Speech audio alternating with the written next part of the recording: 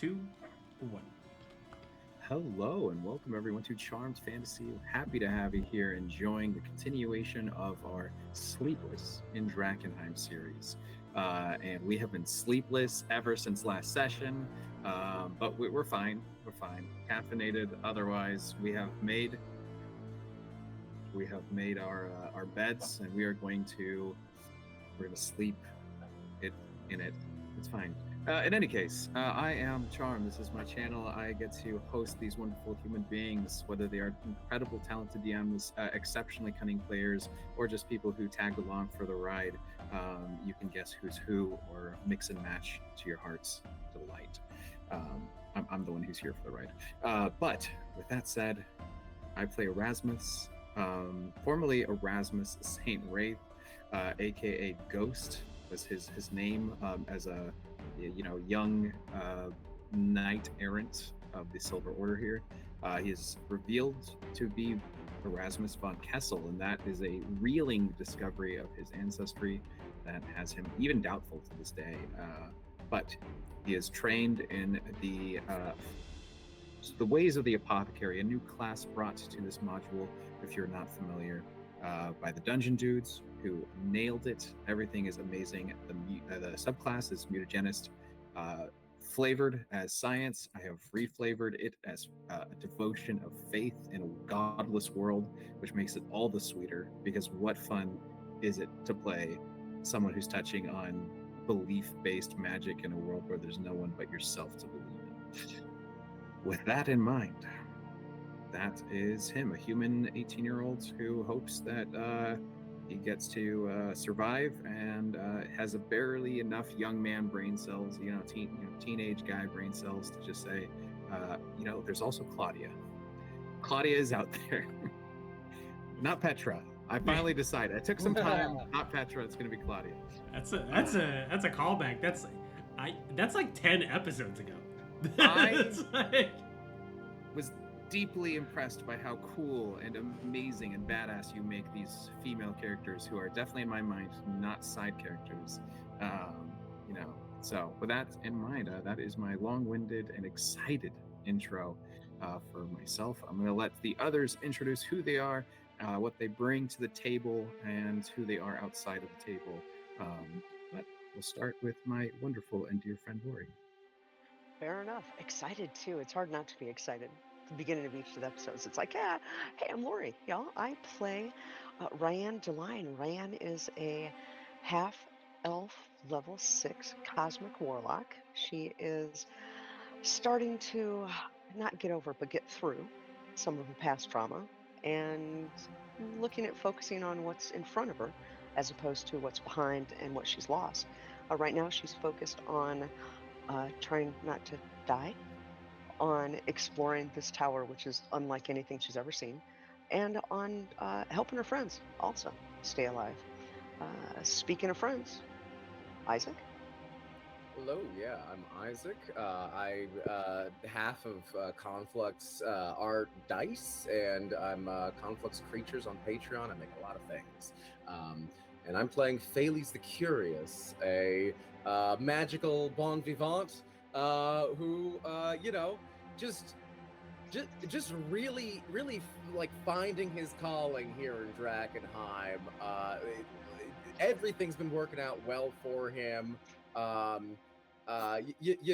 Like with some minor rounding errors of setbacks, but yeah, like truly excited to be here. Sweet. And that's me, I imagine. It's gotta be. It's gotta be. Oh, you're fine. I was too busy looking at Charm's shirt, which has a reflection on it. Looks like you're wearing like lights, like rave lights, and I'm like hyped on it. Yeah. Yeah. So everybody, welcome back to Sleepless in Drakkenheim. Last time, these three brave, truly brave souls decided to do on, and I need to be clear at the top, they haven't had a long rest in like 5 sessions. It's been almost 20 straight hours of gameplay, and they have not had a long rest. I Sleepless. promised them a new Yeah. level like 3 sessions ago on a long rest. I gave them a free level, and they did not take it. And now they are here. They are so far out on the branch. Just keep that in mind as you enter the session of, could have had a level. Just saying. But they are climbing the inscrutable tower, the previous home to the Amethyst Academy, and are quite frankly like making good progress. They have cleared the lobby and what is considered the Great Hall, as well as the Academy Plaza, the entry out front, with the teleportation circle. So making good progress. The problem is that everything above them is not the lobby or the cafeteria. Everything above them is everything that makes the inscrutable tower the inscrutable tower. So it's going to get wild and weird in this session. Things are going to get strange. I do not know what will happen. So I am going to throw a trigger warning character death on this one, and I would like everyone to be prepped for that moment in case it happens. So we're going to lock in and we're going to have some fun. Everybody ready to rock and roll? Buckle Hell up, yeah. kids. All right, let's do it. So last time we ended every one of you got a short rest because you partook of the Great Hall's resplendent dining hall of the eatery that is there and the magical food that is there. There's also I have to say a well-stocked larder. So you, should you want, can fill your bags with some food. Some of you may choose to do that. Some of you may not choose to do that. I know you've been kind of picking up food along the way. We also haven't really been playing with food very heavily because you've been kind of swinging it. So it's totally up to you. Should you choose to avail yourself, it is there for you. Just literally. Oh, so the food doesn't, like, when we try to carry the food away, it doesn't kind of up and like. No, surprisingly, like it the seems like does? it's just the plate, like the just the stuff on the table, just the cutlery, that stuff, like stuff that you could sell, right? Very Now, cool. you could sell like salted pork, but it's just gonna be salted pork no matter what. Alright, yeah. That being Yeah. said, it's not like Ember would hurt for salted pork. It's not like they get a lot of it, so. Yeah, I mean, we'll load up on some good food, but I think mostly for our own purposes because we got to eat too. Yeah. And something I'd like to do. Well, you think I could persuade Melancholia to do a bit of scouting for us? Sure. What do you want to do? What do you want to use Melancholia to do in terms of scouting? What are you looking for? Just to, I would like to make her invisible and look through her eyes as she kind of like goes up, because I feel like our only route that we're aware of at this point that we could go through is up the elevators, right? Yeah. And that's a point of unique vulnerability. Mhm. If there's anything waiting for us directly on the other side of that elevator. And so I was just wondering if I could send her up in our place to check to see if it's instant death up there. Yeah, I mean, you could definitely send her up. I mean, she triggers the elevator doors the same way that you would. If Okay, you were to cool. go to it. So, yeah, you I'm could gonna do that.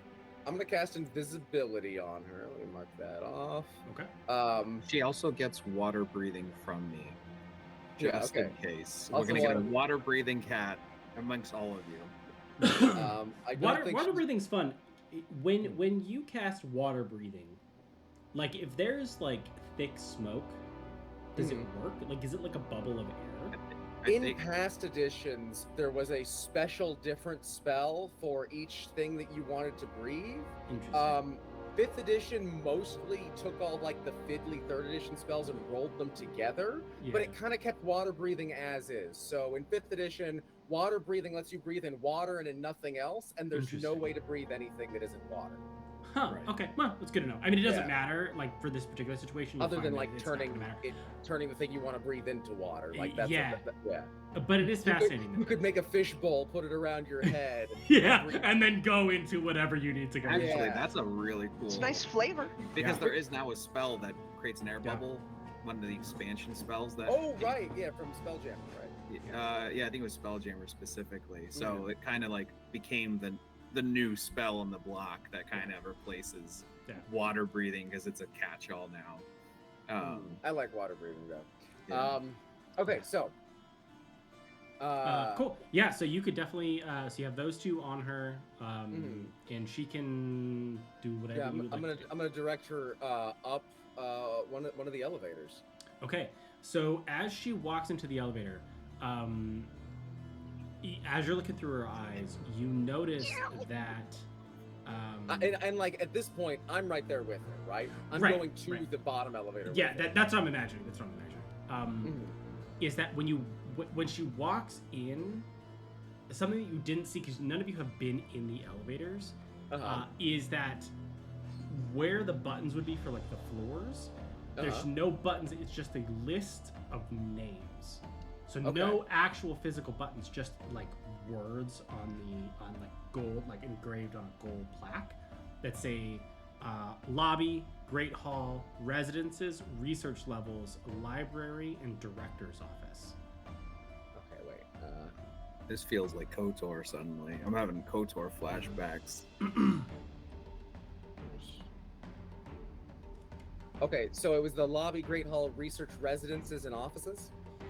Lobby, great hall, residences, Library. research levels, library, and director's office. I can put them in Discord. Should you need to do Please do, actually. And are there multiple research levels?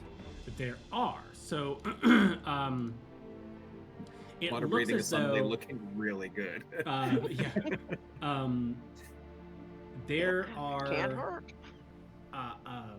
next to where it says residences, research levels, and libraries, it goes from like the rune or the indicator of 1 to the indicator of 63.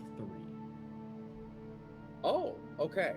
So there is so between those three, there's 63 levels. It's like it's around there. Yeah, there's Yeah, about 63 levels like, in that section. Okay, cool. Yeah. Okay. Wow, 63 levels. Well, we could look through the residences, residences or research levels randomly. That feels like a really bad idea. We could look through the library randomly. That sounds like a really good idea. Or we could go to the director's office and see if we can find any clues that might direct us where else we want to go within the tower.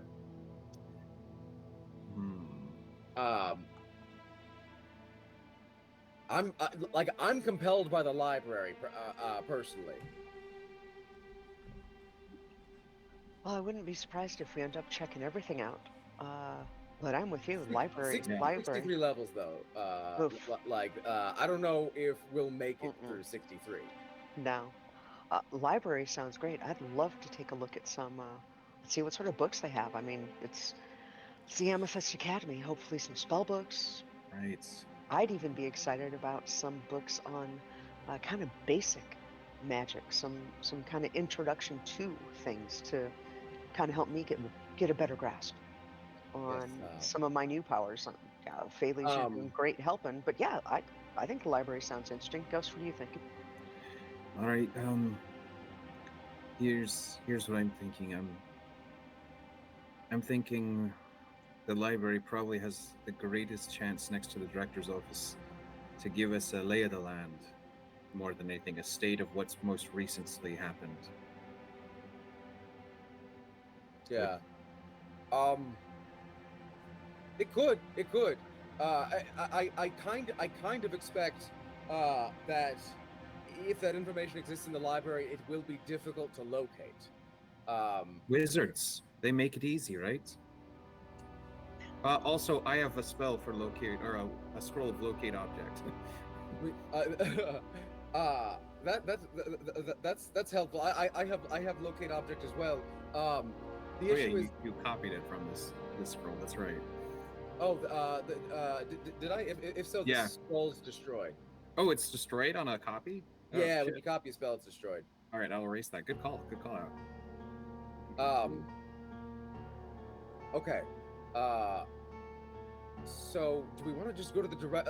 I feel certain that the director's office will give us a better insight into what we're doing here. We might not be able to get up there at all, though.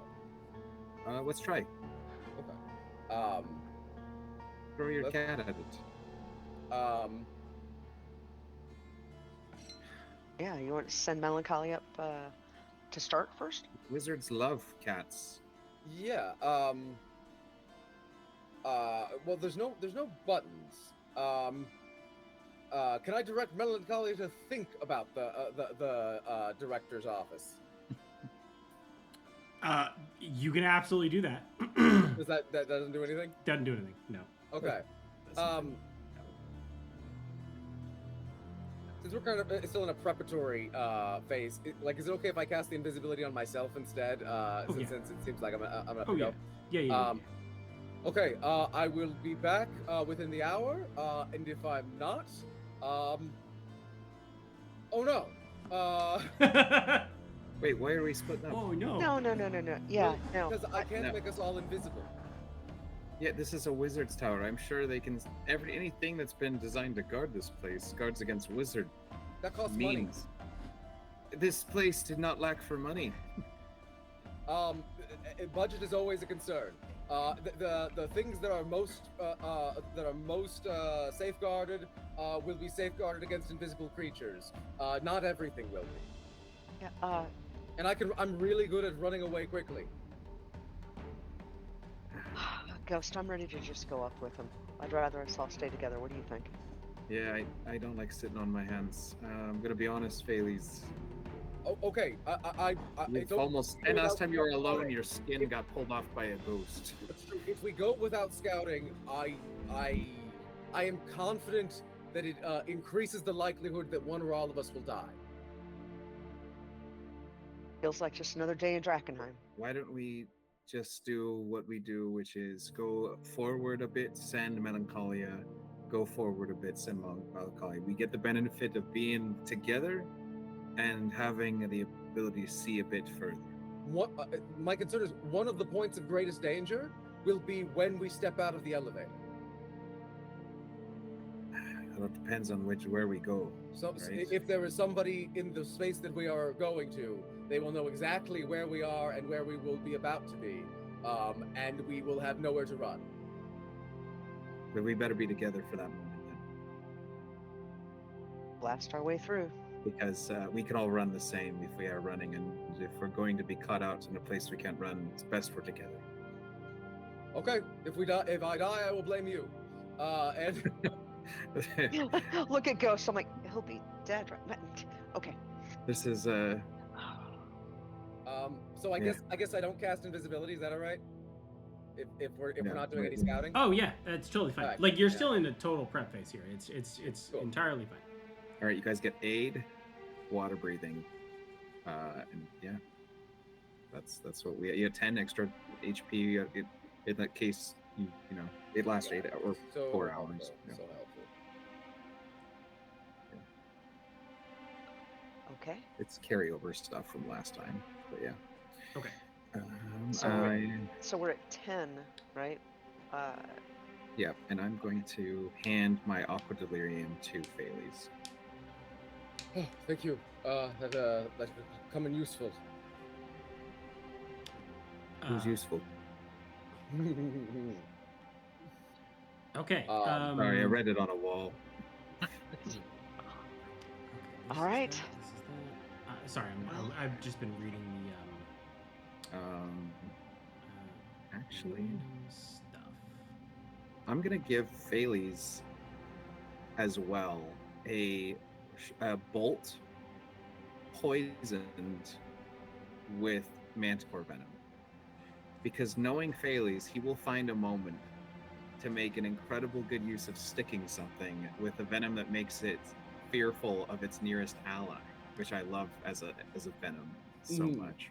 I'm going to explain to Phelis how it works, and because I have the other two. That's wonderful. Yes, I can think of I think of a dozen awful uses for this. That's what you're here for, Phelis. I think we should all cram into one elevator in case. We're not they do splitting up. different things and and separate us in some way, or at least if one malfunctions, we will be together to Experience help each horrible other. death. No, we can. We have other options besides horrible death, but you know it's on the table. I'm glad to hear you change your tune so quickly. So these little daises that raise up, how big are they?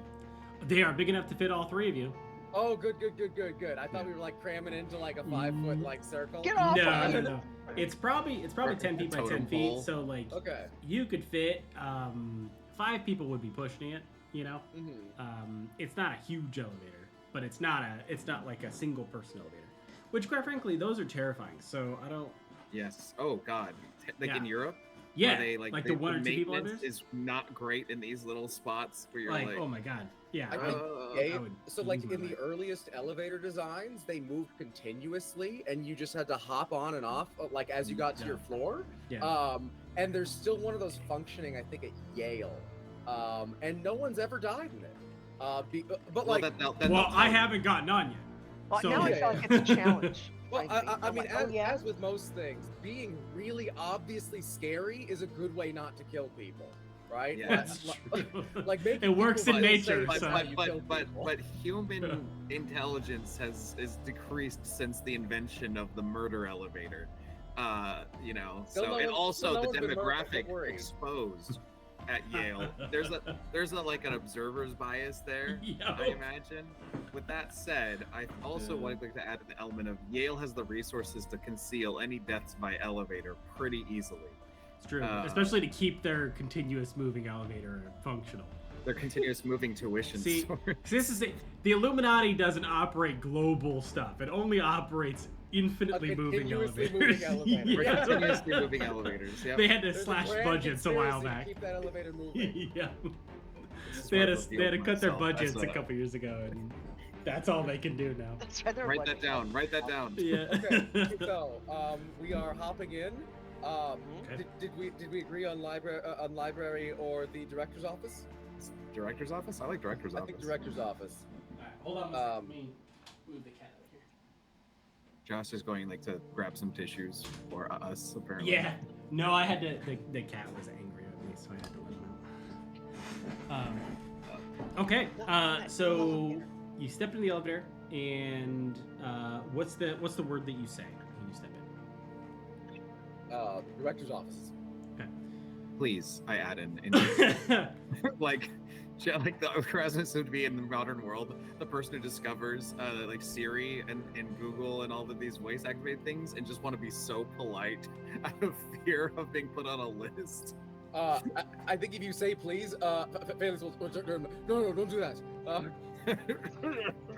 Oh God, you taste awful. It is essential that none of us do anything that would identify us as outsiders. And a wizard camp out of this academy would never be polite to a machine. That's true. Just right. imagine, think wizardly thoughts. I am better than everyone around me. There you Yes, go. but You're it's on the goes right to track. say. Everybody already knows. You don't have to say it. Okay, so you walk in, you settle in, you say director's office. And this, because there doesn't need to be like, what was the thing in Ocean's 12? It was like who was the sexy phone voice? Like, there doesn't need to be a sexy phone voice, but there's definitely like a sultry, like, elevator voice comes over and goes, director's office. And the platform doesn't move. And you go, director's office. And it kind of like a little bit more annoyed.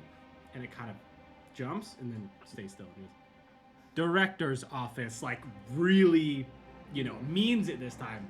and it just kind of and doesn't. Director's office unavailable. I didn't think I've gained that much weight. Okay. Well, should we It's try it? interesting that it moved a little bit.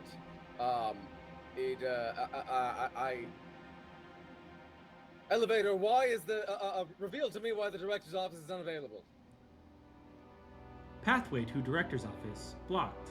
Oh, the big, Right, that huge makes chunk sense. of Um, glassed tower. Okay, so, and Josh, we- oh, okay. what's the what levels are not impeded? Library looks to be highest level. Oh, what are the other levels available unimpeded? Below that, You the dirty residence. machine that I'm better than. No, I'm kidding. I And the didn't say research level. that. Wait, are the research levels below the Yes. library? Yes. it's So it's at least Oh, from what you it's could tell, actually categorized. Okay. it is. Yeah. So from what you could tell, it goes from like lobby, great hall, residence, research floors, library, director's office, and then Oh, that there's- makes things so there's- much easier. Let's just explore the whole library. All right.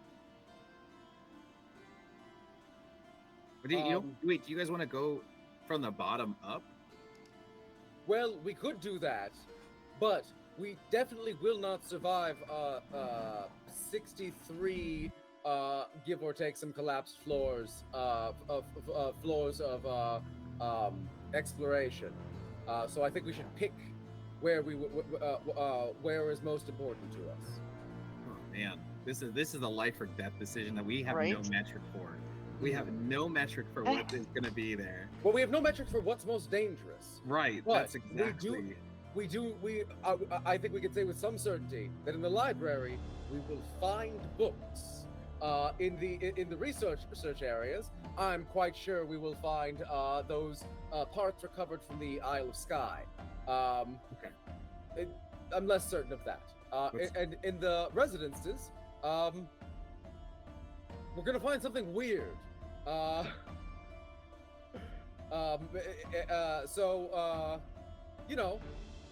My money's on library.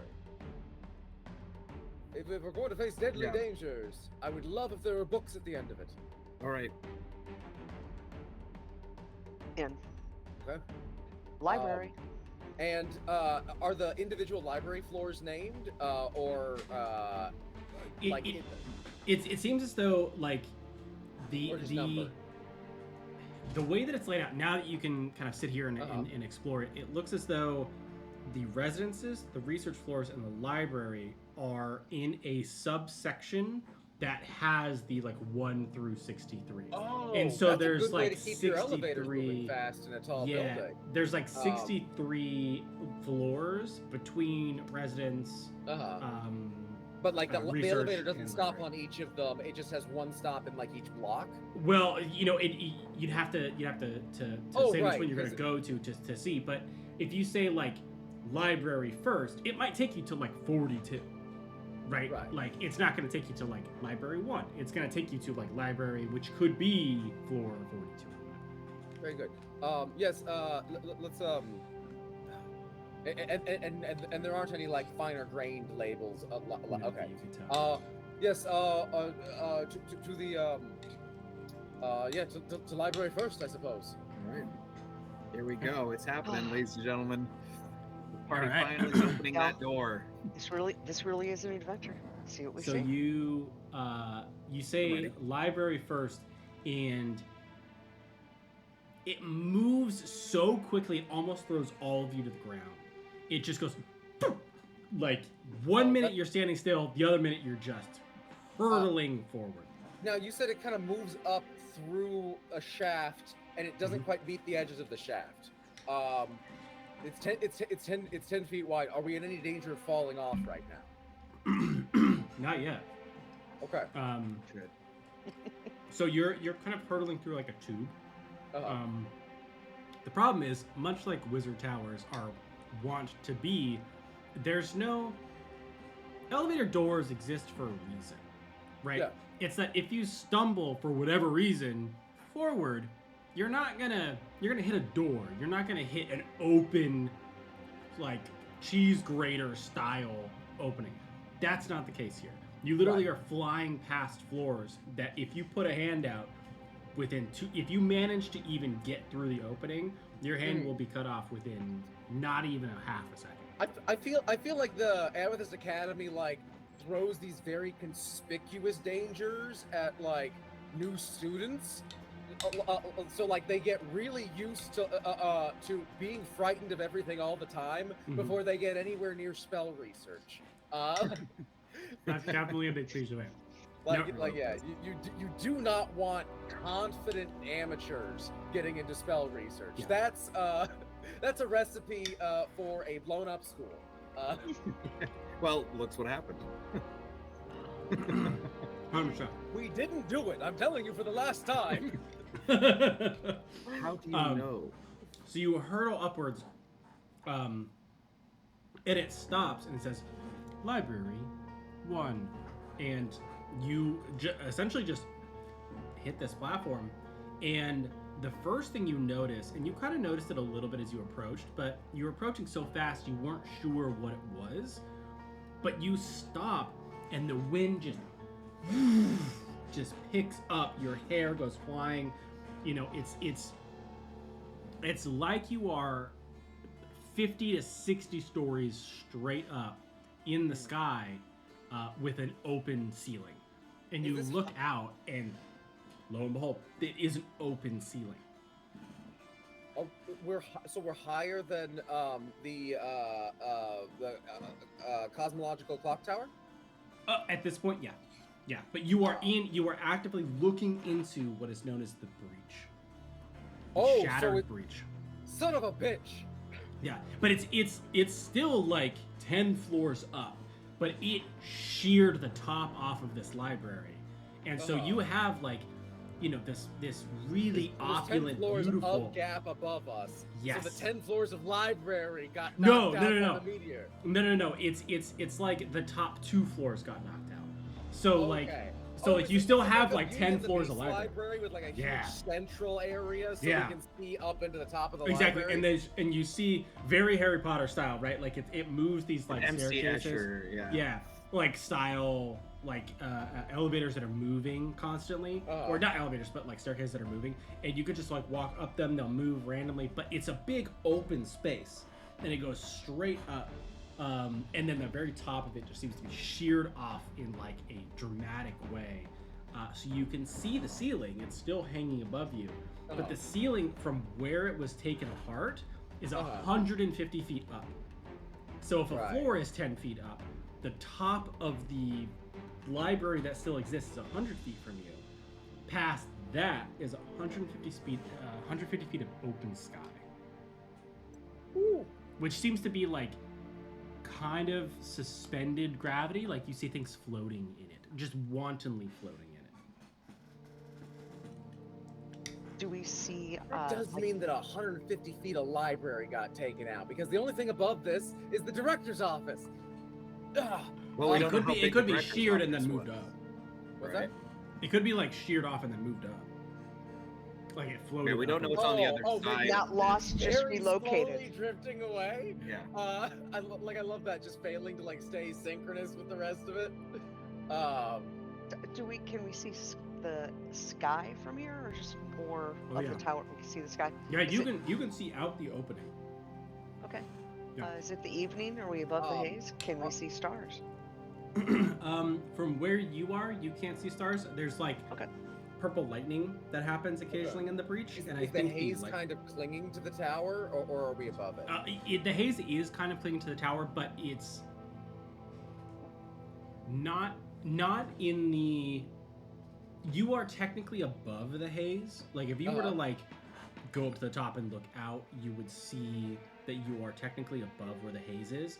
But this breach was made by a delirium shard hitting this tower. And so this it's not haze really, it's more. So we don't have haze radiation stopping us from resting. We have a totally new kind of delirium radiation stopping us from resting. Which is way more, because this one actually is actively trying to kill you, as opposed to the haze, which is just kind of like being annoying. We're naming this Oh. craze. So this energy is like crackling between the two segments of the tower, in such a way that it looks like it might be unwise to try to fly that distance. Yeah. Yep. Okay. So we've got 10 floors of a Of every library single of book that you books. could possibly imagine. Oh boy. Yeah. What you would imagine would be a wizard's library, whatever that conjures to you in your mind of how many books are in this place, So pick them. You know. before we start looking for things, and I know I am going to get distracted, but in this moment where I have focus, I think we should move to a concealed position as quickly as possible, and attempt to just move stack by stack, searching for threats. Yep. Before they find us. Yep. Hey. Threats first, then anything that we want from this place. Because I That's kind of fair. suspect, like, okay, so the flying things, flying things might not like it here because of the crackling energies, but It's also the place they'd have most access to. there will be things Yeah. that will be nesting here, I imagine. That there will be things designed to prevent people from checking out books without authorization. Sounds terrible. Hey, you know what? And it also sounds like things that we've already dealt with.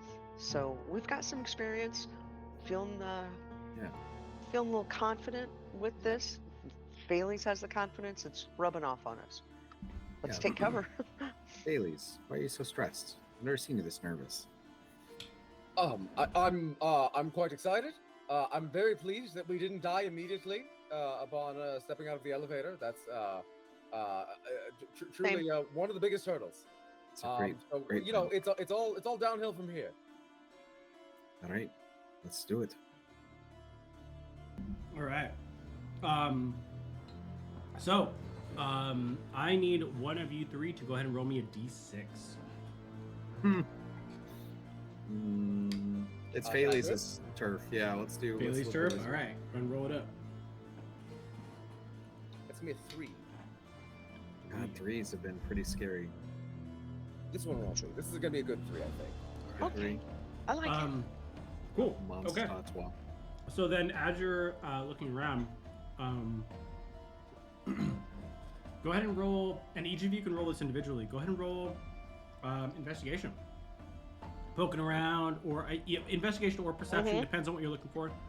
If you're looking for threats, perception. If you're looking for stuff, investigation. So if you're trying to clear the rooms, go ahead and roll perception. Felix is all talk. Like he's looking for threats right up until he reads one book title, and then just eyes glued to the shelves. Like That's why I offered both. Yeah, I Yeah. figured that was gonna happen. I was gonna say that too. Damn it. All good. Ryan's coming out. She's looking for threats. She's looking around. That's an 18 on perception. Looking for threats. Sweet. First things first. Let's take care of these guys. 16 on investigation. Just because Erasmus has never been in a place anything like this, nor does he have the scope of like he doesn't even have enough experience of the world to understand what he's looking at. The dense collection of knowledge, magic knowledge, the books about places and things he's never even heard of, quantum physics, other realms. Like what? Yes. So that is an 18 for Phalix. And like what we're looking for.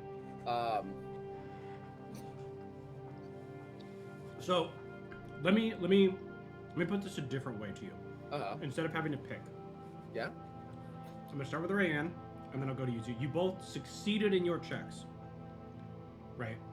So, after I do the Ryan thing, I'll describe to you what you were able to find. You can roll if you want to find something very specific. Okay. Cool. But we'll come to that later. So Raya, like any good mage associate, you realize that you walk into a library and, you know, they're going to be instantly distracted. So you're locked in on defending the party. And you see something you've never seen before. It's fascinating. You've never even heard of them, really, but it seems like little balls of pulsing light. There's about 10 of them that seem to be kind of floating in weird patterns kind of across the library. They're not clumped. They're just kind of floating about. From what you can tell, that seems to be the only moving, quote-unquote, living thing that you could tell. Fair enough. And they're not doing anything.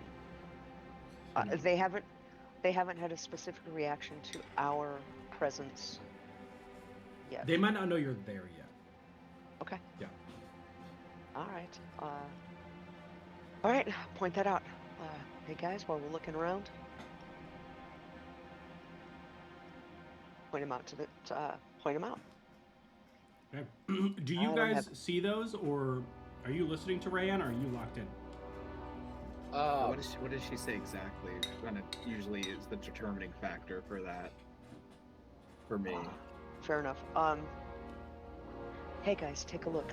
I don't know what those are. Do you? Do I know what those are? And I'm pointing them out. You can go ahead and roll Arcana. Ooh, I don't even know what that's these a are. 22. 22. Yeah. These aren't anything crazy. They're will-o-wisps. For people who are friendly to them, they're light sources. It's a very good chance you are not friendly with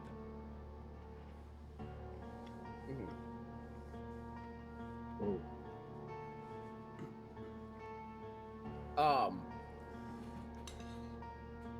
Would I expect that these would be instructed to pursue anyone that touched the books without authorization, or just anyone that they see at all? It's probably anyone that they see at all, as opposed to a Okay. defense mechanism. Wizards in their books are a little bit more heavy-handed. The chances of there being something that's more intense to guard the books is pretty high. The chances of it surviving what hit this library, pretty low. Who knows? Yeah.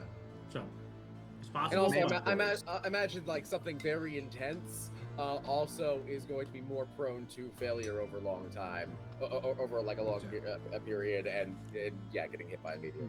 But who knows? Yep, exactly.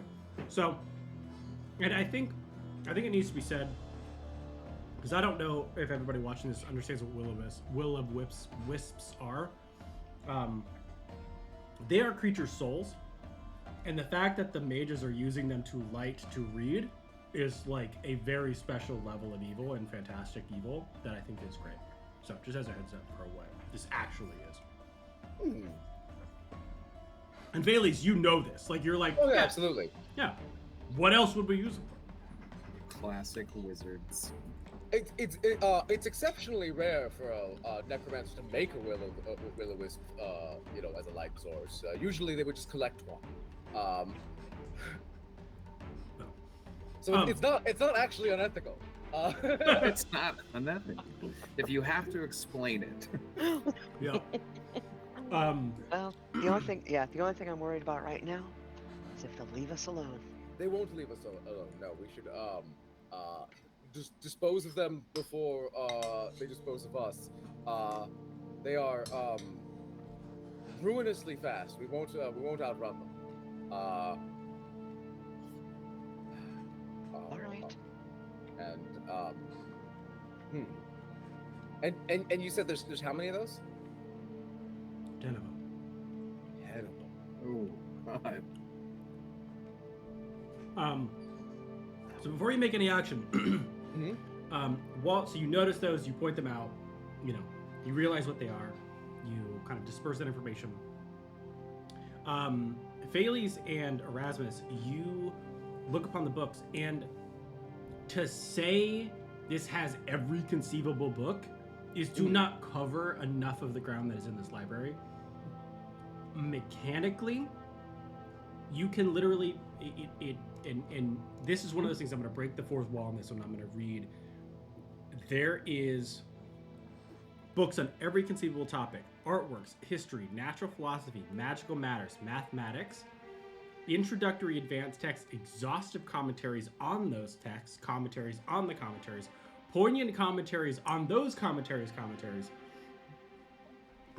refutations of that commentary, rebuttal to the refutations of the commentaries, and treatises that purportedly reinvent the topics altogether, as well as many works of complete fiction and utter fantasy, as well as every single spell in a book from every single sorcerer, warlock, wizard. I noticed you didn't say how to get a girlfriend guides and I mean, it's there. It's in the fiction or fantasy category. And of the variety where I could pay gold to copy them into my spell book out of these books. You could definitely find something that you're looking for to do exactly that. But that's where you would roll your investigation. Right. Ditto. There are notable exceptions, Uh-huh. which are the ones that you immediately come to mind. Right, the things that no one would know to put down in a book, or Yep. the things that even in a place this secure, somebody would not give the Amethyst Academy general Yep. access to. 100%. I literally have a list of those that's not very long, which is probably shorter than the list that you were thinking of.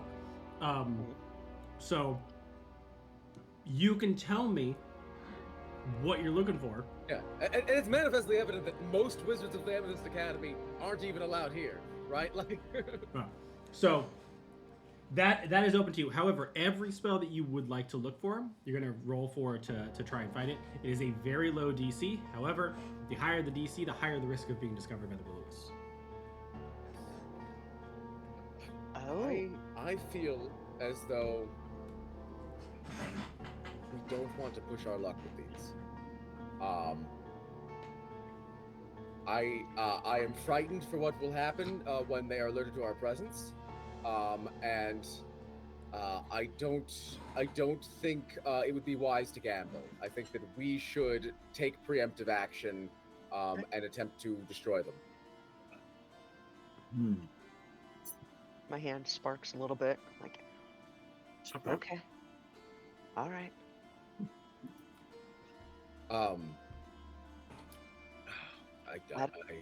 I don't know anything about him, but it kind of looks like fun target practice. Do I know anything about these will-o-wisps aside from the fact that they are spiritual undead creatures? Yeah, I mean, you know that they give off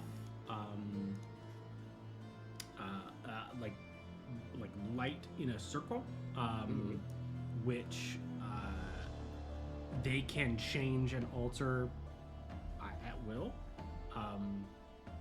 They can move through pretty much anything.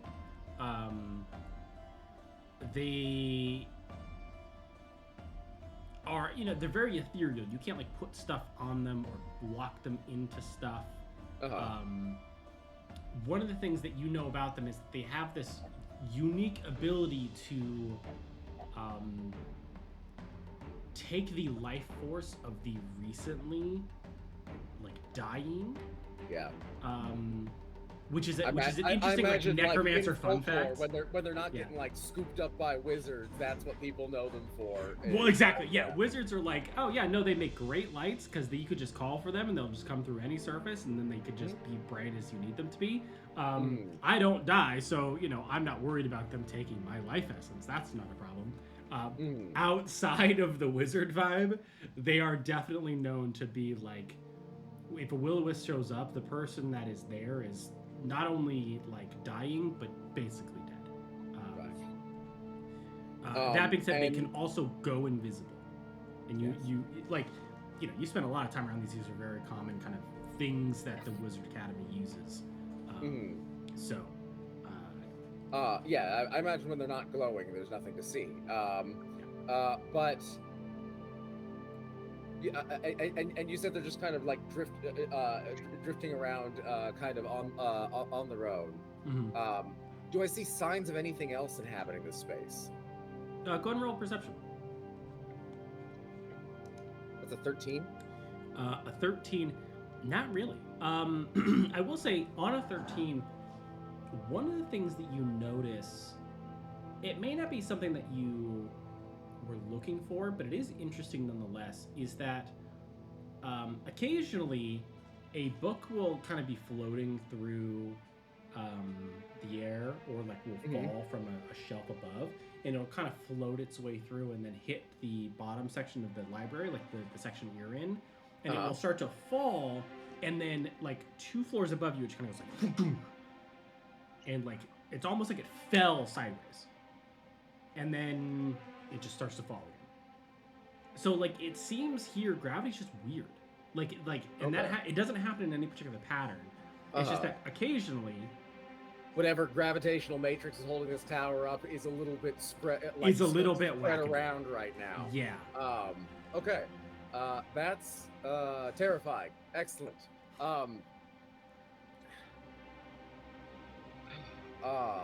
Now, so these creatures, they can become invisible. Are they particularly hardy? No, not that you know. It's relatively easy to accidentally break your will-o-wisp and need to replace absolutely, it. yeah. But I will say that it's difficult to do so without magic. Like you can't like accidentally drop a book on it and kill it. Right, because incorporeal. But if for whatever reason you are trying to cast a spell, like let's say you're trying to cast a spell, you accidentally cast Firebolt and you hit your will-o-wisp, it's probably gonna not be doing great, or it's probably just gonna. Okay. And how high up are they moving, or is it kind of just at different levels? Different levels. They're entirely. There's 10 of them. It's not like one per level. So there's levels where there's none. But you could see their glowing light like from a mile away. So it's all 10 levels that you are operating. And so like ranging from maybe like 30 to 50 feet on like the level that we're away from us on the level that we're on, and the furthest one maybe 100 feet away. Yeah. Well, yeah, which would be if it's 10 floors. Yeah, exactly. Yeah, exactly. So, you know, they're just kind of in various areas. Like, if you wanted to hit one with a spell that was 60-foot range, you could do so. You know, if you wanted to hit one with a 30-foot range, the chances of you doing it are pretty high. You know, you'd have to find that one in particular, because it might be floating around in a different section of the library. But, you know, they seem to be kind of populous throughout this area, and you could tell by the aura of light that seems to surround them. Yes. Erasmus, do you have the ability to ward against the undead?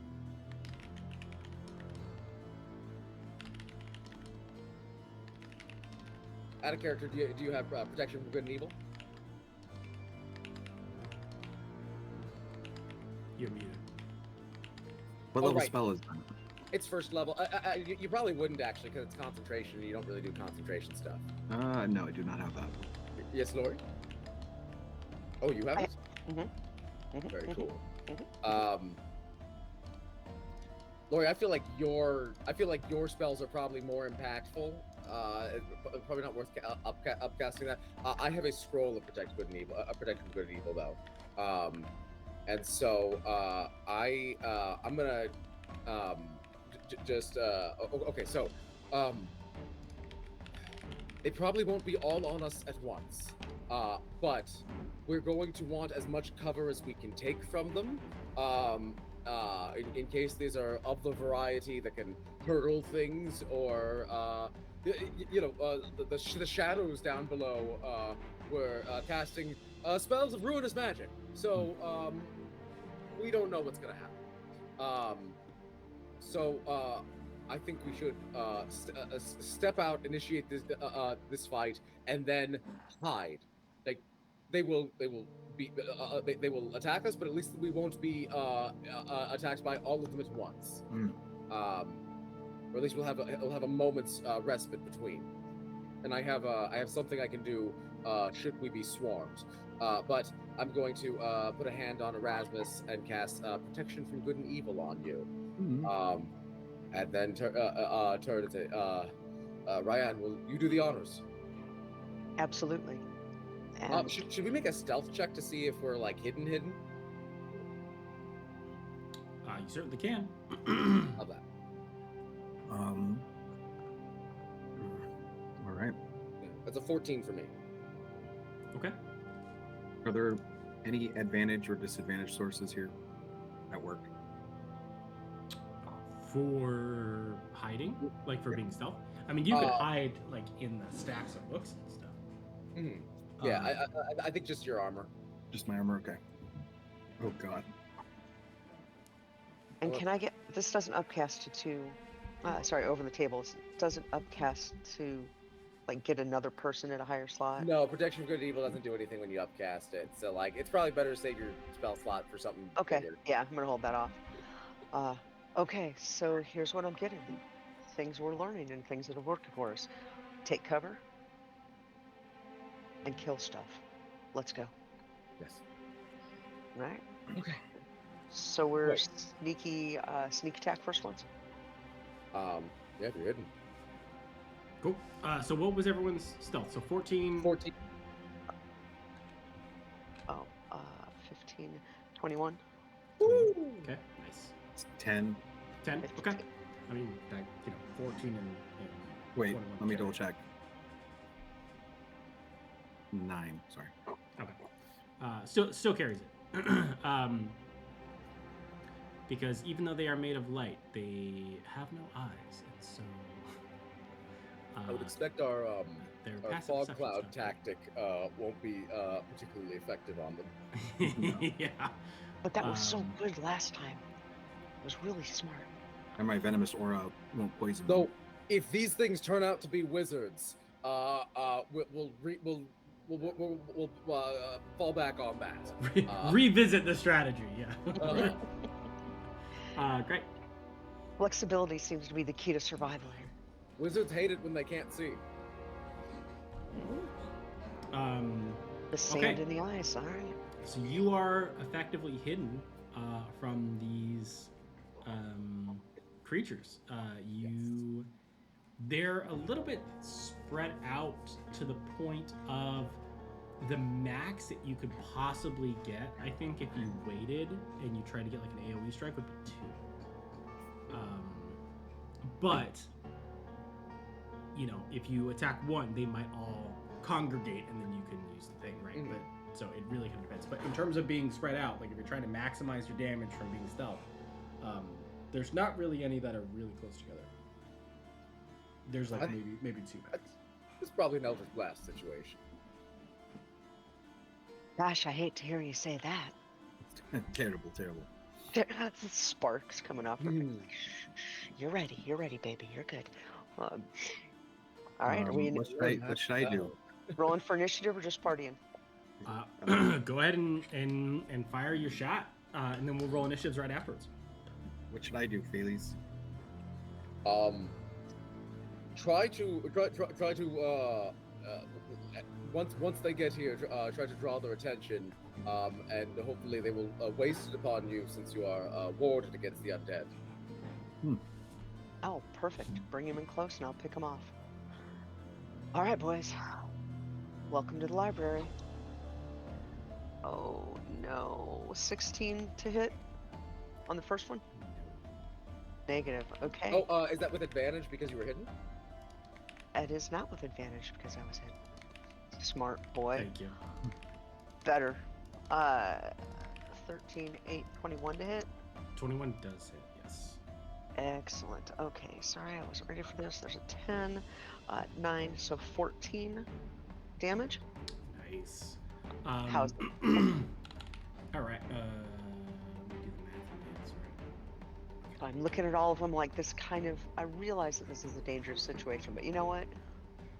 This feels a little fun. Let's shoot things. No, I do have a question. Yeah. With how you roll like spells that make multiple attack rolls, right? Yeah. Do they all happen at once or are they sequential? Like, would it be possible to fire an Eldritch Blast, walk 10 feet, and then fire the other one, or do they all go out at once? I tend to do all at once, Yeah, me too. but different targets. So like you can, like if a target dies mid-strike, then you can redirect one to another target. Okay. Okay, so it's a little bit of middle ground. Yeah. Well, the question is does Laurie cease or does Ryan cease to be hidden after the first attack or after the spell? After the first attack. Okay. Yeah. So, but it is just one action. So it's not like they go away. You still get all three of them. Right. But immediately after that first attack, is when you drop that invisibility. No more advantage. Okay. Good questions. Okay, so that was one. It took 14. How does it look with taking that amount of damage? It honestly, Dim a little bit. yeah, it's hard to tell. It kind of dimmed, right? Like, but Alright. they're just little bulbs of light, so like it's really hard to tell. You Well, let's get definitely out of hit it, you know. Okay. It's still And it on. reacted. Right. Yeah, It's exactly. still on. It's very much a binary being. It's either on or off. Let's see what we can do about that. Oh, and we will. 26 to hit Yes. and 15 damage. Yeah. So that light winks right out. Okay. So that's you 2. and it goes. In the others, you see, kind of in the middle of Trick Seek, you still have one left. The others around immediately just kind of go, whoop, and then start to, you could tell, kind of start to move downward, and they just they don't go down the staircases. They're just coming down. Like they're like, nope. The straightest way between where I am and where you are is a straight line, and I can fly. So Got it. And it can fly through solid objects. exactly, they just. Oh, great. All right, boys. 1 down, 9 to go, and here they come. Oh, 9 is 18. 17 hit. 17 does not hit. Okay, so that is 1 miss, which means 1 orb. Okay. All right, guys, we got rid of one. Let's see what they do, and then I will. Rai absolutely takes cover behind whatever cover there was to take. Boom, back in, and yeah, And we're rolling that's the initiative. start. Yeah, let's go ahead and roll initiative. Because Ram was the only one kind of queuing up an action, really. So everybody roll that initiative, and we'll kick it off here. Damn. 11. 15. I also got a 15. And my dex is plus. My dexterity is 14. Mine is 6. Let me check. I think it's 15 or 16. Okay, so you're first in either case. Yeah, so. Got me doubting myself here, though. Yeah, 16.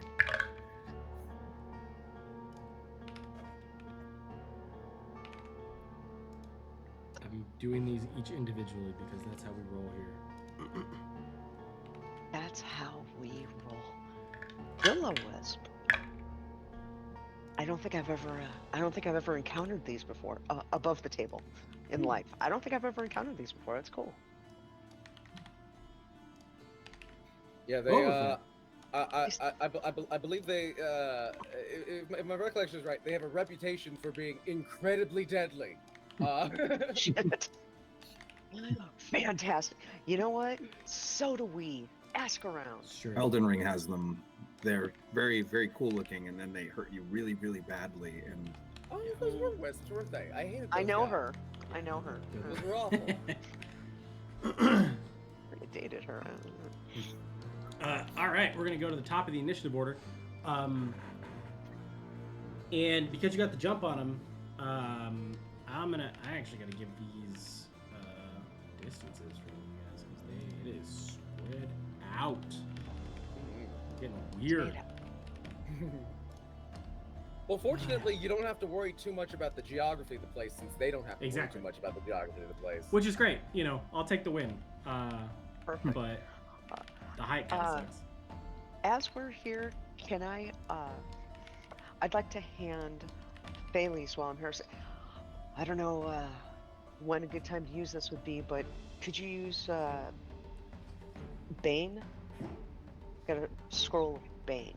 Would that be something you could use? I'm afraid I can't, but you might be able to use Okay. this, and I'm going to hand you a scroll of sleep, Okay. which could be handy against these. Perfect. All right. Okay. So, out of all of these, only 3 make it to your party, specifically to you, Rand, because you were the only one who attacked, which means you were the only one not invisible. Let me reduce the distance here on all of these so that I'm tracking them, so that I'm not. I think we're just hidden. We're not like invisible. So hidden. Yeah. Same Okay. kind of vibe. Yeah. So we're standing far enough apart that it's possible for them to find her, but not us. They're not smart, really. That's They're good. just So That's great. Later, Ian. Great. Wow. I thought there was claws right there. I will also float menacingly towards Rayan and do a deception or performance check. I like to think it's like Nice. circle level jellyfish that are just kind of like Yep. floating forward toward. Hello, fellow Yes. students. Okay, yeah, they're all going to go ahead and roll up on you. Got some cover. Let's not forget And that.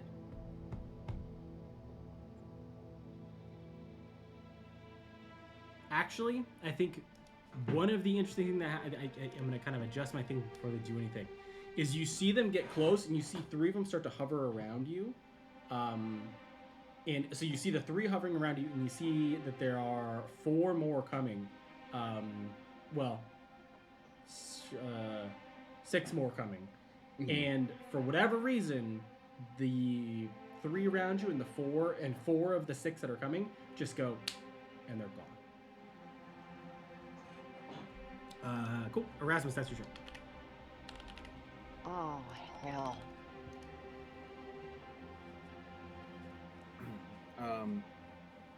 We all have blind sense on some level, right? Right. Yes. And we It's saw, very we So, saw so where with they the were. blind sense, you can see the 3 around you. Because you got a is it 10 for the 2 of you? Like 10 feet Pretty sure it's 10, range? right? Okay. Yeah. So You there are are 60, 3 right right? there. Well, yeah, I'm 30, I think. 30. So you can still see So I can just barely do some wizarding. 2 more. Go whiz. Alright. Okay. Go whiz. So you see 5 total. Mm-hmm. I can invigorate us and make our defenses a lot better. But offensively speaking, I feel like I don't want to go too much into a limited resource. If Rayan's doing really good, what do you guys think? Defense or offense? Offense. All right. If you have anything that does not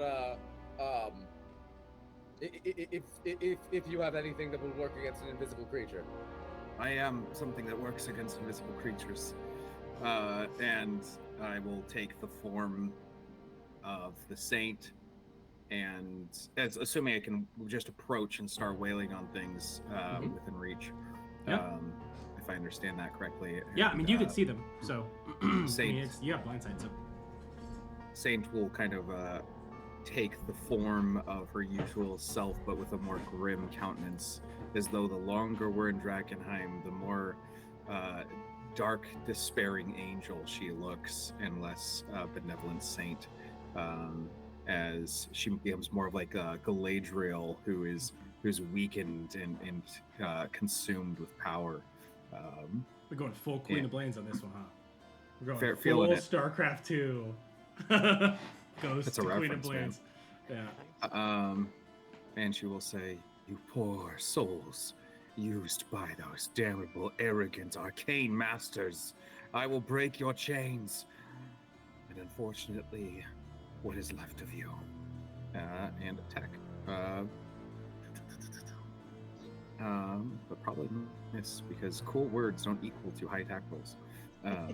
Heard it here first, kids. Let's see, 11 to hit. Unless there's a source of advantage, I don't think so. There is not, and 11 does not hit. Okay. Second attack. Oh my god. Same attack both times. Oh, man. I desperately need to try and be impactful here. Do I use a lucky? Nope. No, I'm just going to take the kickback as I will do the equivalent of. I like to imagine you like went to go clap one, and it just appeared on the other side of your hands. It was just, poof, what the shit? Roll the step back. I I'm going to, take cover. Okay. But in front of my allies, not behind them. I'm going to try and use the fact that I have this aura of protection to body block for my smaller allies. Okay. Hey, there she is. Good to see you.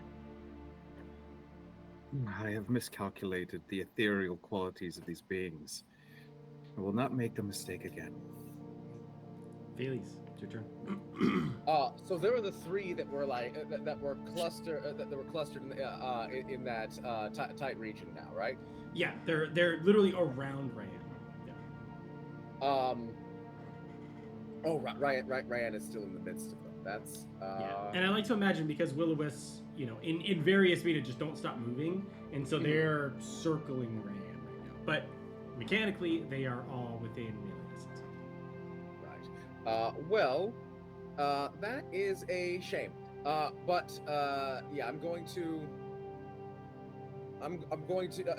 Could I get two of them with a 15-foot cone? Oh yeah. Yep. All right, cool. I'm going to or a 10-foot cone. I forget. Yeah. In any case, it's a 15-foot cone. I'm going to cast Acid Burn. Like stepping beside the circle and just waiting for the orbit to come around. All right, here we go. And they both need to make Constitution saving throws. Con saves. All right. Well, I'm guessing they didn't make it on a 6 and a 2. Those do not succeed, so they are going to be taking some acid damage. Hopefully, they aren't too resistant to that.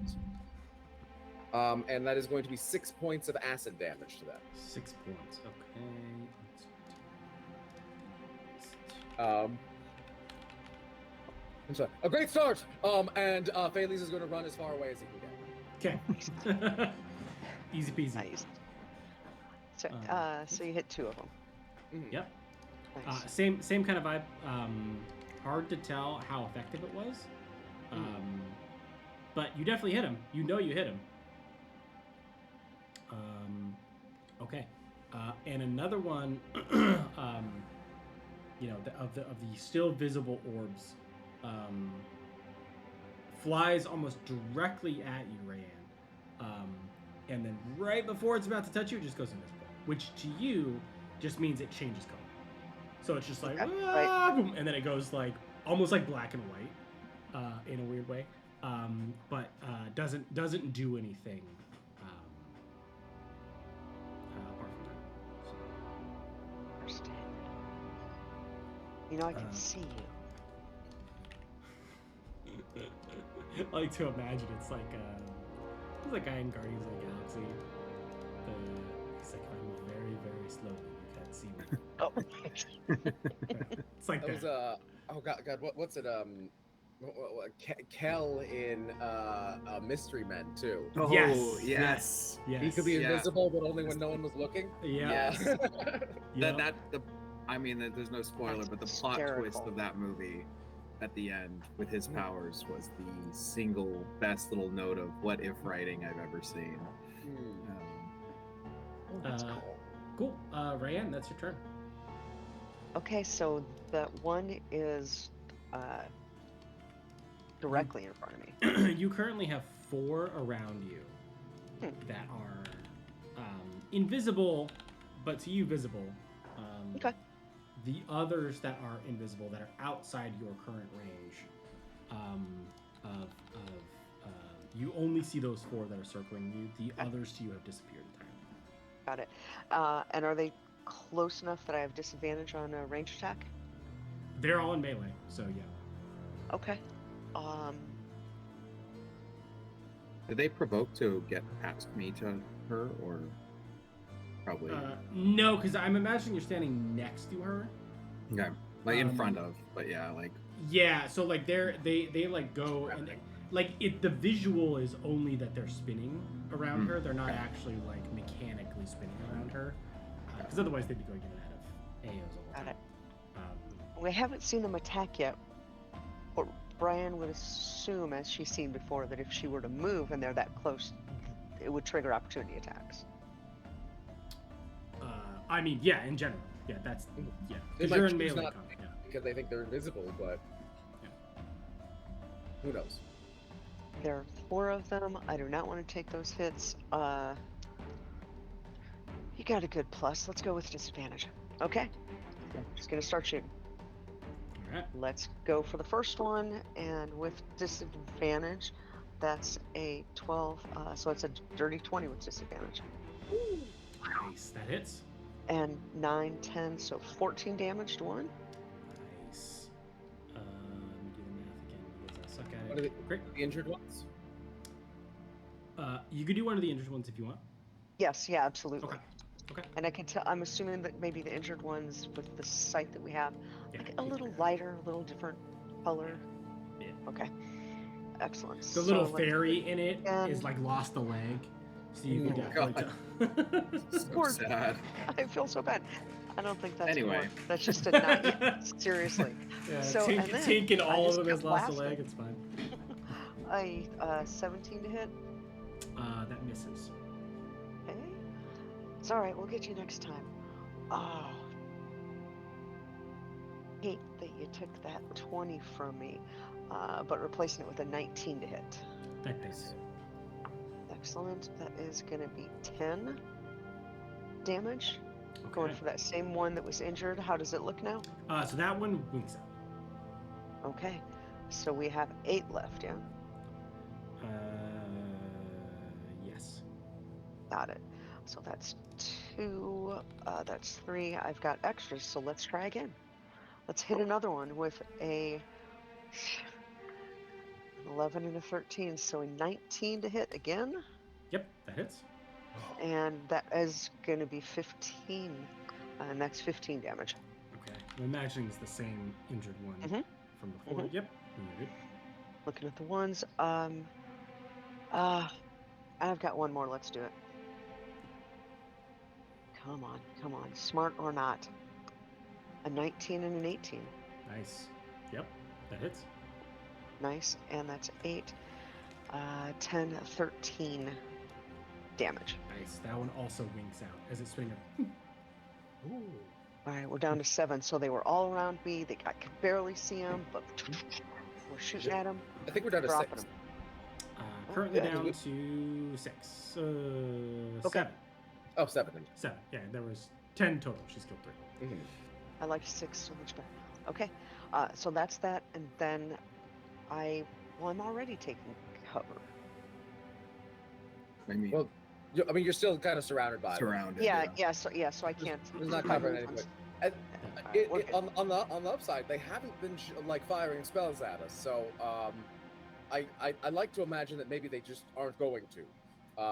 In which case, Cast. cover's kind of irrelevant. Okay, I like that thought. All right, we're blasting, we're taking them out. Looking around to see what else we can see. Okay. Sweet. So,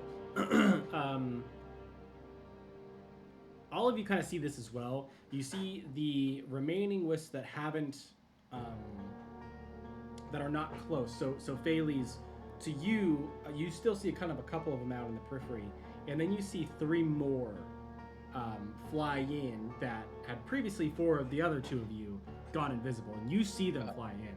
I'm gonna do these all at once. They actually all fly in, and 2 of them go to Rand. So Rand, you have 4 around you now, and the other 3 go to Erasmus. All right, those have disadvantage if they're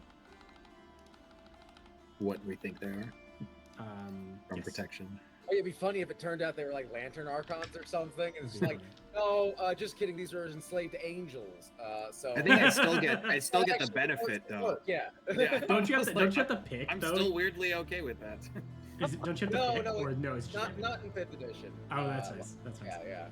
They could have rolled most of those protection spells into one big spell. Yeah, well, which is nice. You know, Yeah. takes away the chance out of it, which kind of sucks, but it is pretty fun for the player. Great. So Ryan, you feel this like crackling around you, And they're all just gonna go ahead and roll to hit you. Turnabout's fair play. What's your AC? Yeah, squishy 15. A squishy 15. Okay, so 2 hit you, 1 critically so. I will lucky that. Or lucky that I one? think it's targeting you, right? I think it's any attack roll. Oh, let me check actually. Yeah, If actually it says- check, because I understood it to be only attacking you, but I could be wrong. I want to be wrong. Lucky. All right. When an attack roll is made against you. Oh God. I wanted to save you. Oh well. It's all good. I tried real hard. Yeah. Hey, Valiant I see effort. it. Don't worry about it. That's the 8 on us, right? Like that's that's as big as a thing can be. Absolutely. I had actually have one other spell that I was thinking of casting, which is Invigorate, which gives us 15 temp hit points each, I think. Damn. But my spell slots are so limited. Yeah. That's why they probably are like, go ahead and use it. Go ahead, you little birdie. You want to use it, little birdie, your little spell slots? So Ryan, you can see them all kind of hovering around you, and they see that they start to spark and crackle with electric energy, and then they change color again into like normal color, which means they came out of invisibility. So now you can all, see them as they come out of invisibility, and immediately they all rush you, and kind of like a bee, they just go, bzzz, and you immediately get just racked with lightning damage. You take 32 lightning damage. Okay. Hold on. I got a thing. No, I don't have absorb elements. But I have something that I haven't used before. Okay, so 32 total? 32 total, yes, from all 4 attacks. Okay, I left one orbiting from my mist. And it's called the intercept. So if I'm hit with a melee or ranged attack, I gain resistance to damage from that attack. Sick. Oh, so you can get resistance to the crit? So What's that put the total at? That puts it would be 21. That was a couple attacks rolled together. Yeah, it would be Hold on.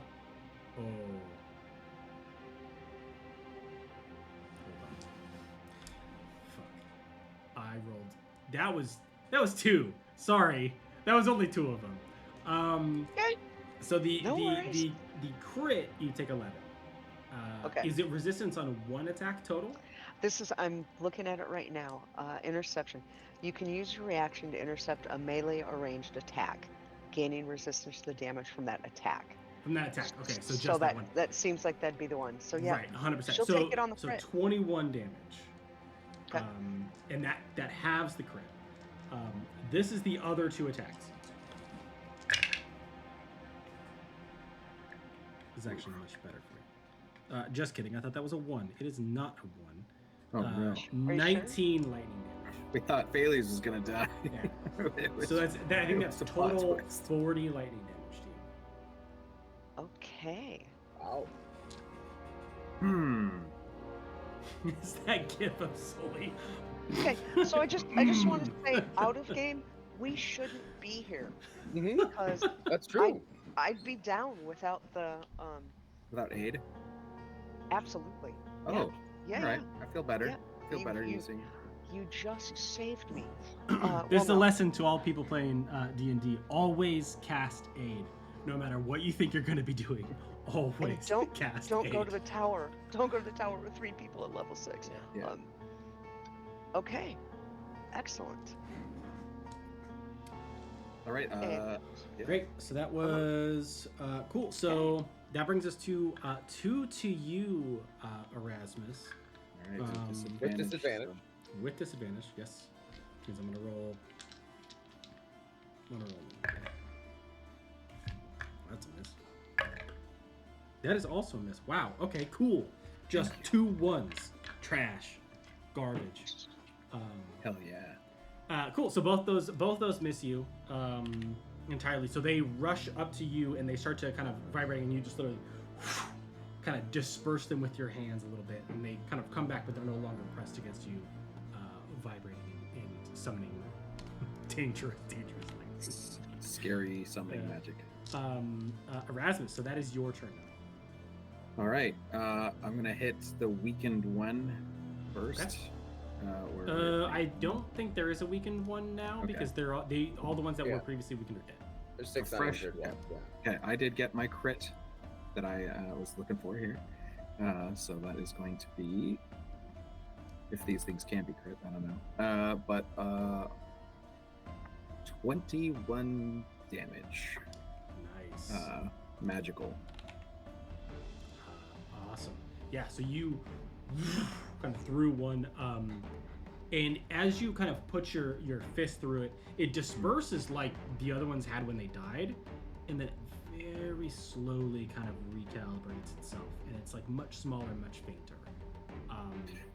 It's like right on the verge of not being.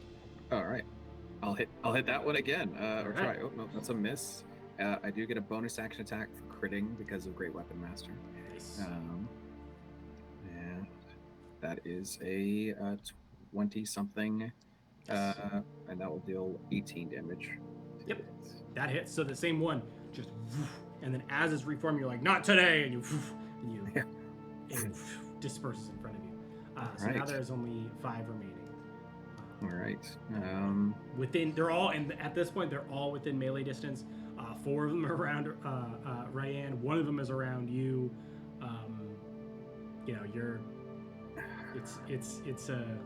You're fighting bees at this point. I will fall on top of Ryan, Okay. and I will essentially just cover her with my entire body, and I will be proning myself to remove the disadvantage against them to give them advantage to do so. Hell yes. Wow. Because I'm Okay. large size, I'm just body smothering. The saint says, "The beauty in this world takes many forms. Your courage and mysticism is one of them. It must be preserved. Lay with me." So mechanically, it's interesting because Ryan at this point, It's like being swallowed. You got full cover, right? Yeah. Yeah, so full cover, but then also you already had disadvantage because they were in melee range, and so Right. you're shooting from prone, so you just get disadvantage, but you can't have double disadvantage. It's the Right. same attack roll. Ryan reaching out from Yeah, underneath to that's exactly what it is. Yeah, it's literally just like under the saint, just being like, ha ha, and then just like Right. shooting casually. That's very fun. That's really cool. That's Okay. that's a fun thing to do with a large character. Yeah. Seriously. Yeah. Oh, that's what so a cool. fun. Especially because Boom. it's a translucence large in my mind. Yeah. It's, Wow. Hi. I was looking forward to getting to know you better. This works. just glowing saint boob in your face as you're firing. all Yeah, the- I just had a your, dollar shooting for your gun on the ground. Okay, so Phalles, that's your turn. Oh, I'm gonna make this count. Okay, so Erasmus was able to fall onto Ryan. Does that Yes. mean that he was quite close to her before? Yeah, they were literally like pretty much in melee range with each other, and so he just fell. So the one that was close to him was also fairly close to her, right? Yes, yeah, they're all like now kind of all 5 of them are kind of in this weird within 20 feet of each other mix. Okay, I am going to cast Shatter, hitting all 5 of them in Erasmus. Sick. But Ryan's gonna be safe because she's got full cover. Yep. And so Erasmus, I'm cool with it. would you give me a Constitution saving throw, DC 15, and then also for all 5 of the little fellas? Nat 1. Really? Love to hear it. Oh man. And Okay. if there's some, I know you can take it. Now here's the thing. We've played this game with Nat 1s. I believe on saving throws not doing anything horrific. It's just a failure. Yeah, it's just a But okay, because I was like, Yeah. I have lucky. I don't want to use yeah, it. no. I can take it. There are some nat ones that I will make something crazy happen, but usually it's attack rolls that hit nat 1, and if it's a really cinematic moment because it's way fun. But that's pretty much it. Like saving throws, I don't punish for nat 1s because it already sucks to not save save the throw. I'm not gonna punish more.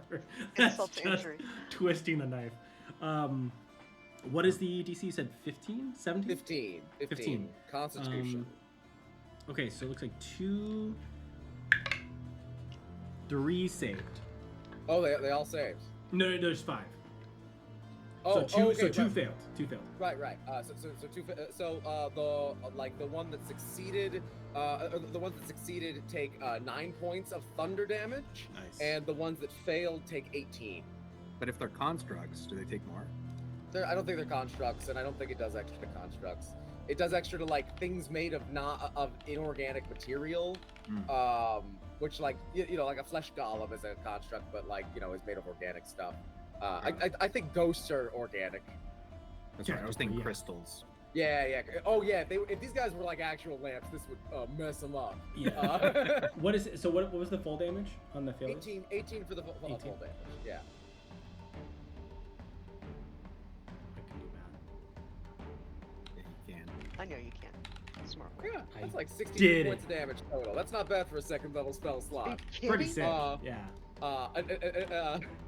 And I feel that hit ghost / saint. Oof. You just fall onto it, just like up immediately, but you. Boom. The boob Yeah. hits you in the face again. It's the other one. It moves. You just get pushed down into like a shallow crater. Yeah. Yeah. Now I got my boob print. And You feel the ground just crack It's just underneath boobs you. on boobs all the way down.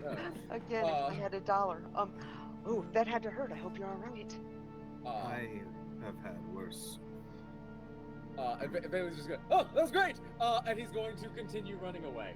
Okay. So I should be like 50-ish feet away Yep. from the bulk of them now. Yep. Cool. And that's my turn. Okay. So that- Ryan. That took out 2, so there are 3 left. It didn't take out any. Yeah, it just did a bunch of damage Just to did a bunch of damage. all of them. Right. Sweet. Okay. Which does make them extra vulnerable to something like sleep. But I don't know if sleep is going to affect spirits. Like these things would have been asleep when we came here. They could fully be immune to it. It's true. Wizards don't make servants that sleep, is what I've come to learn. Okay. What I think Rye would do is shoot, just start shooting. Yeah. Just I mean, probably, yeah, I was keep gonna ask, shooting, what are you gonna do keep from your shooting. shallow grave buried in a celestial saint body? Yeah. Exactly. Yeah. That just sounds like a good Friday night. Yeah, I'm gonna say, I'm pretty sure this isn't gonna affect you. Hold on, here we go. Start shooting, and it is not at disadvantage, correct? It is. It is a right. disadvantage. The thing is that you have double disadvantage, which doesn't exist. So Doesn't you matter. just have a Okay. disadvantage, yeah. Which is Perfect. why it's so genius, because you already had disadvantage, and then now you're covered in full cover with a large creature. So you're shooting like you shoot standing up. It's great. All I have to say is the shit that I learn as a player from playing, y'all fun. That's all. It's y'all fun. Oh, okay. Oh shit, not okay. That's 9, 18. 18? 18 doesn't do it. Okay, so that's 1. Let's try it again. Oh, that's gonna work. 14. 22. That hits. Can I tell by looking around, are there any that are less bright? Any look like they're more damaged than any?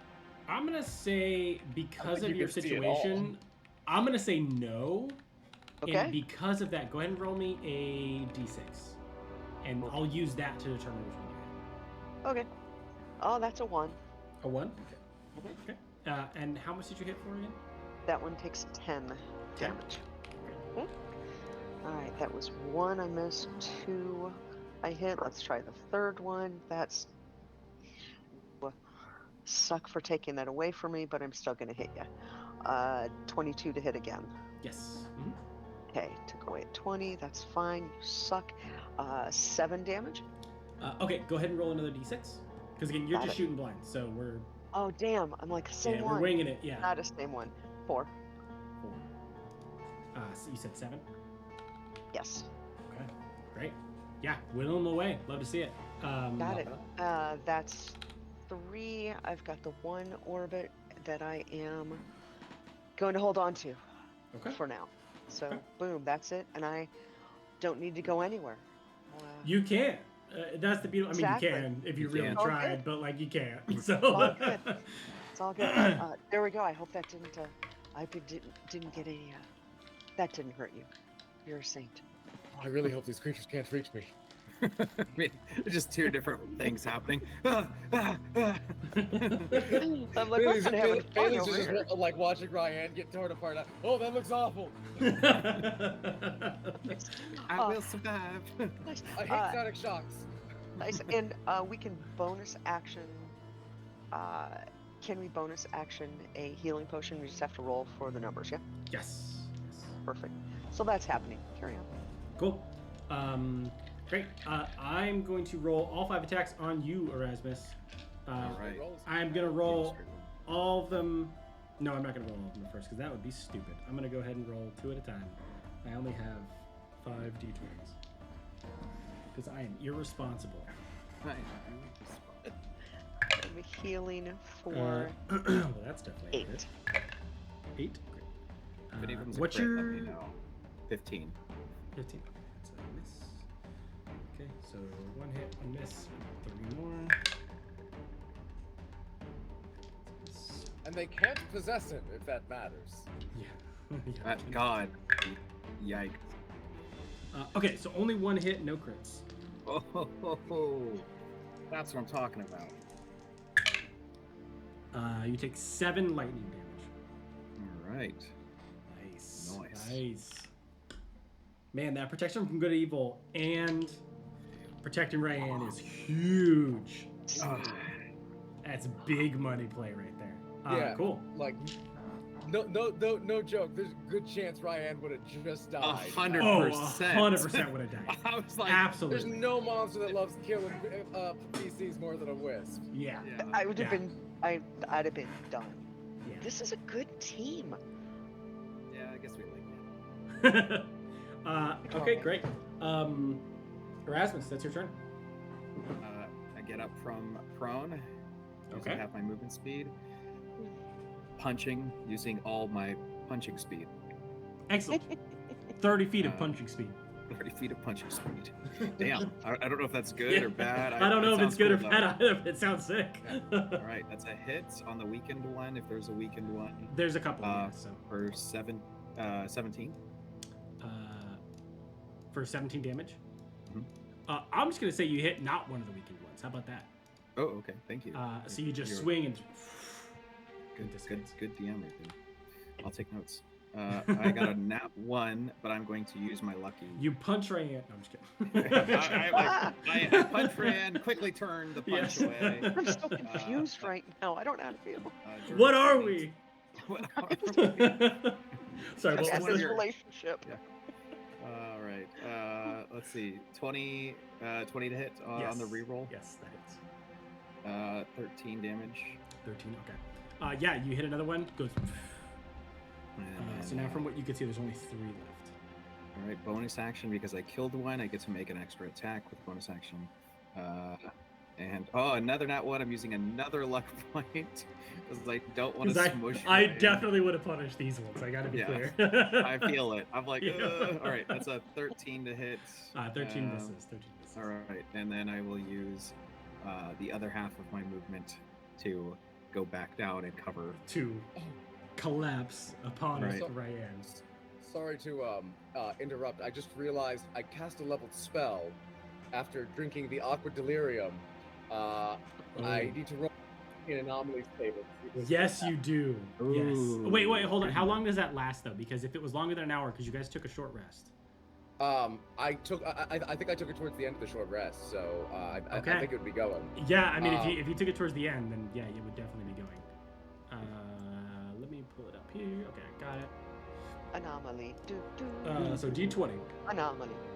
Okay, the nearest creature becomes unstuck in time. It is affected by the blink spell for 1 minute. Instead of vanishing into the ethereal plane when it vanishes, the creature vanishes into a sliver of time in its past or possible future. So when I cast that spell, I think Erasmus was surrounded.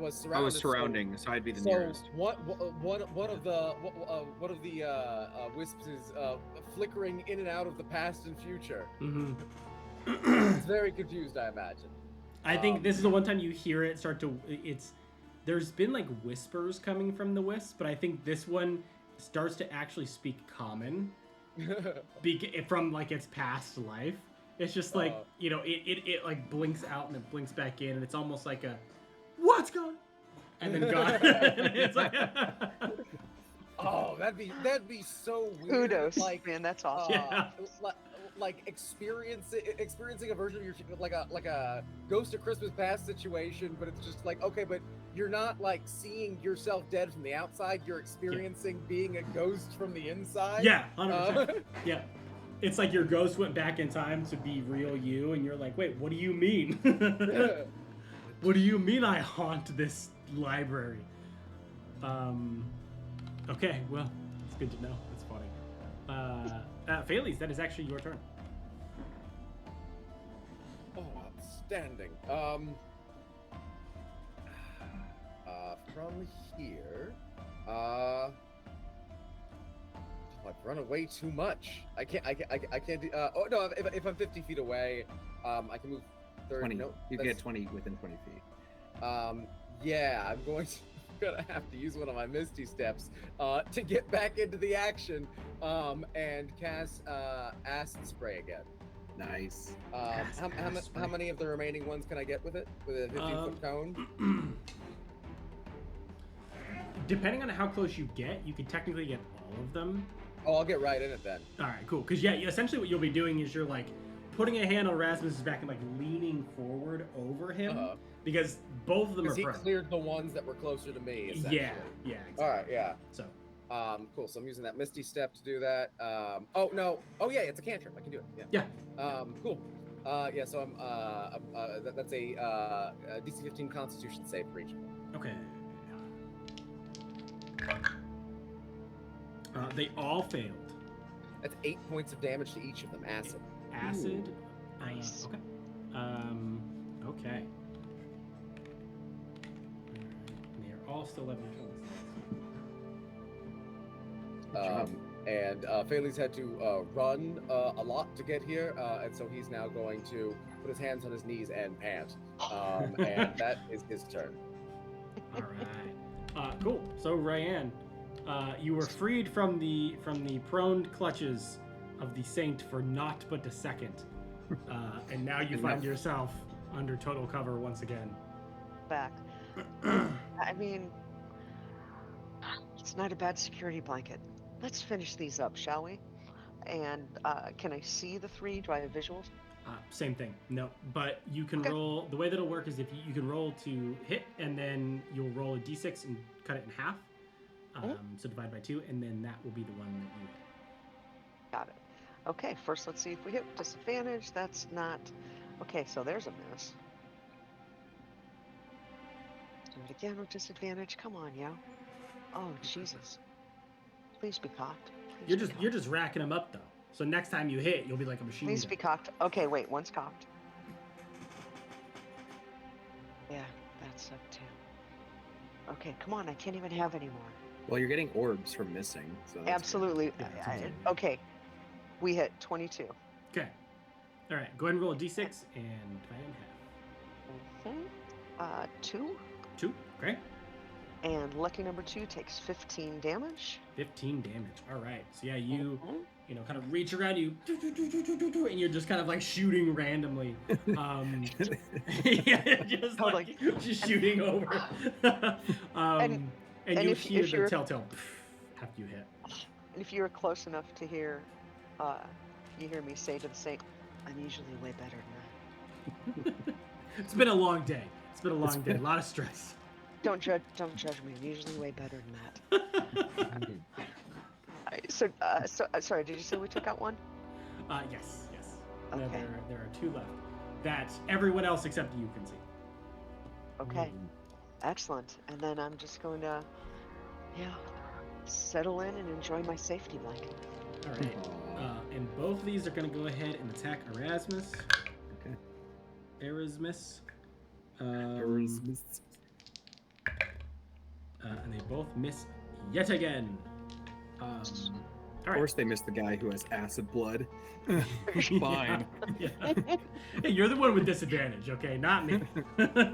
Hit me, damn it, hit me. I want to be hit. Okay, cool. It's all you. Your turn, Erasmus. All right, pop up dish out the this Saint for free combo. Okay. That is a miss. That is a miss, and I go back down. Okay, no judgment. We're tired. Right, I was saying, yeah, the Saint says, in life, I wasn't this bad. It seems death has made a mockery of my former prowess. Hey, say it all the time. No complaints. You're doing great out here. I don't know what we would do without you.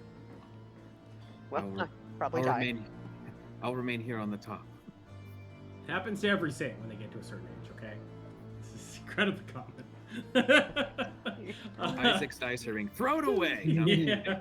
No. Bailey's, your turn. Okay. Yeah, I'm going to. Are they still arranged such that I could get them together? Oh yeah, yep. All right, con save for both of them. DC 15. Let's do it. 1 saves. Okay. So the one that failed takes 8 acid damage. 8 acid damage. Okay, great. All right, and with no, I'm not gonna risk her. Melancholia is gonna continue staying back. Okay, great. They're battening at one of the lights. Totally. But I'll make sure the lights would have been programmed not to attack familiars. So maybe that's just one of those things. Yeah. Honestly, wizards who understand the value of familiars might especially attack familiars.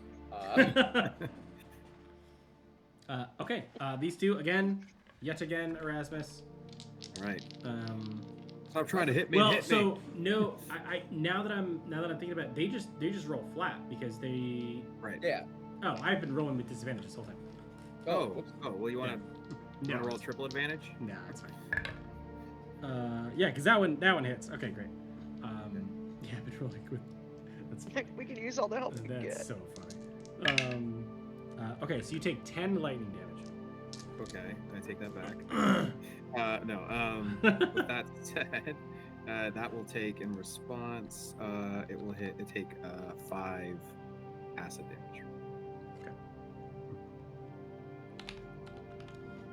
Okay, cool. And that's your turn. Okay. That's fine. Let's finish this. Come on. 16 to hit. Yeah, misses. Miss again. Oh my god. I want to make sure I've not forgotten something about attacking that is more than just proficiency bonus and the modifier. Okay, yeah, that's it. There's nothing special. All right, I'm a squish blob tank. That is all I know, and that is my turn. Cool. Bailey's. Okay. Yeah, and there's still the 2 of them. Yeah, just the 2 of them. Does the acid seem to be ineffective on ghosts? It seems to be effective in the sense of it's like when one of them gets hit, but it doesn't seem to react as intensely. Okay. I'm gonna Melancholia now, and I'm gonna see if I can get Melancholia to spook this thing enough to give me advantage as I swing with Twilight. Okay. Nice. So she's gonna like crawl up like over my shoulder and just hiss at this thing as an intimidation tactic as I'm swinging. Love that. All right, so Just go do ahead the and help roll action. intimidation, just for fun. Yeah. So help action. Yeah. Let's see. Yeah, intimidation. That's a natural 20 from her. Absolutely. So for whatever reason, these specific will-o'-the-wisps are like terrified of familiars. Like It they turns out are. before they became wisps, these were mummies. Yeah, yeah, exactly. Or harpies. They just Or do harpies. not like. Yeah. So if a wisp could look scared, this looks terrified. You absolutely have advantage on this attack. Hell yeah. That is going to be an 18 on the die for a total of 18. Love that. Does that hit? It does. No, it does not hit. Whereas I thought Oh. that was a damage. I was like, wow, that's a good hit. But that's still a miss. Okay. Yeah, still a miss. Okay. Yeah, that's my turn then. Okay. Still, an 18, I need to be clear, is a fantastic attack roll. These things are just, their AC is dumb, stupid high. Yeah. I mean, like, truly, Bailey's should probably learn how to use a sword if he's going to be swinging it. Yeah. We're in the ballpark of these things are in magic full plate AC. Pretty much. Okay, cool. So, Ryan, your turn. All right. Say to rinse and repeat. Let's see what happens. Still with disadvantage. The first one is, hey, we got it. 17 and a 13. So 21, right? Yep, Yep. that hits. Okay, and rolling the. Do I need to roll for which one? Go roll a d4 and cut it in half. 2. 2? Mhm. Nice, okay. Go roll your damage. 2, and I don't remember if I'd rolled that, so I'll do it again. And that's 13. 13, okay. Little light shoots at one. Yeah, so you hear the telltale sound of it dissipating. All right, just one more. Let's do this. We're not gonna do this at a 9 minus 18. That's a 17 to hit. No. Nope. No luck.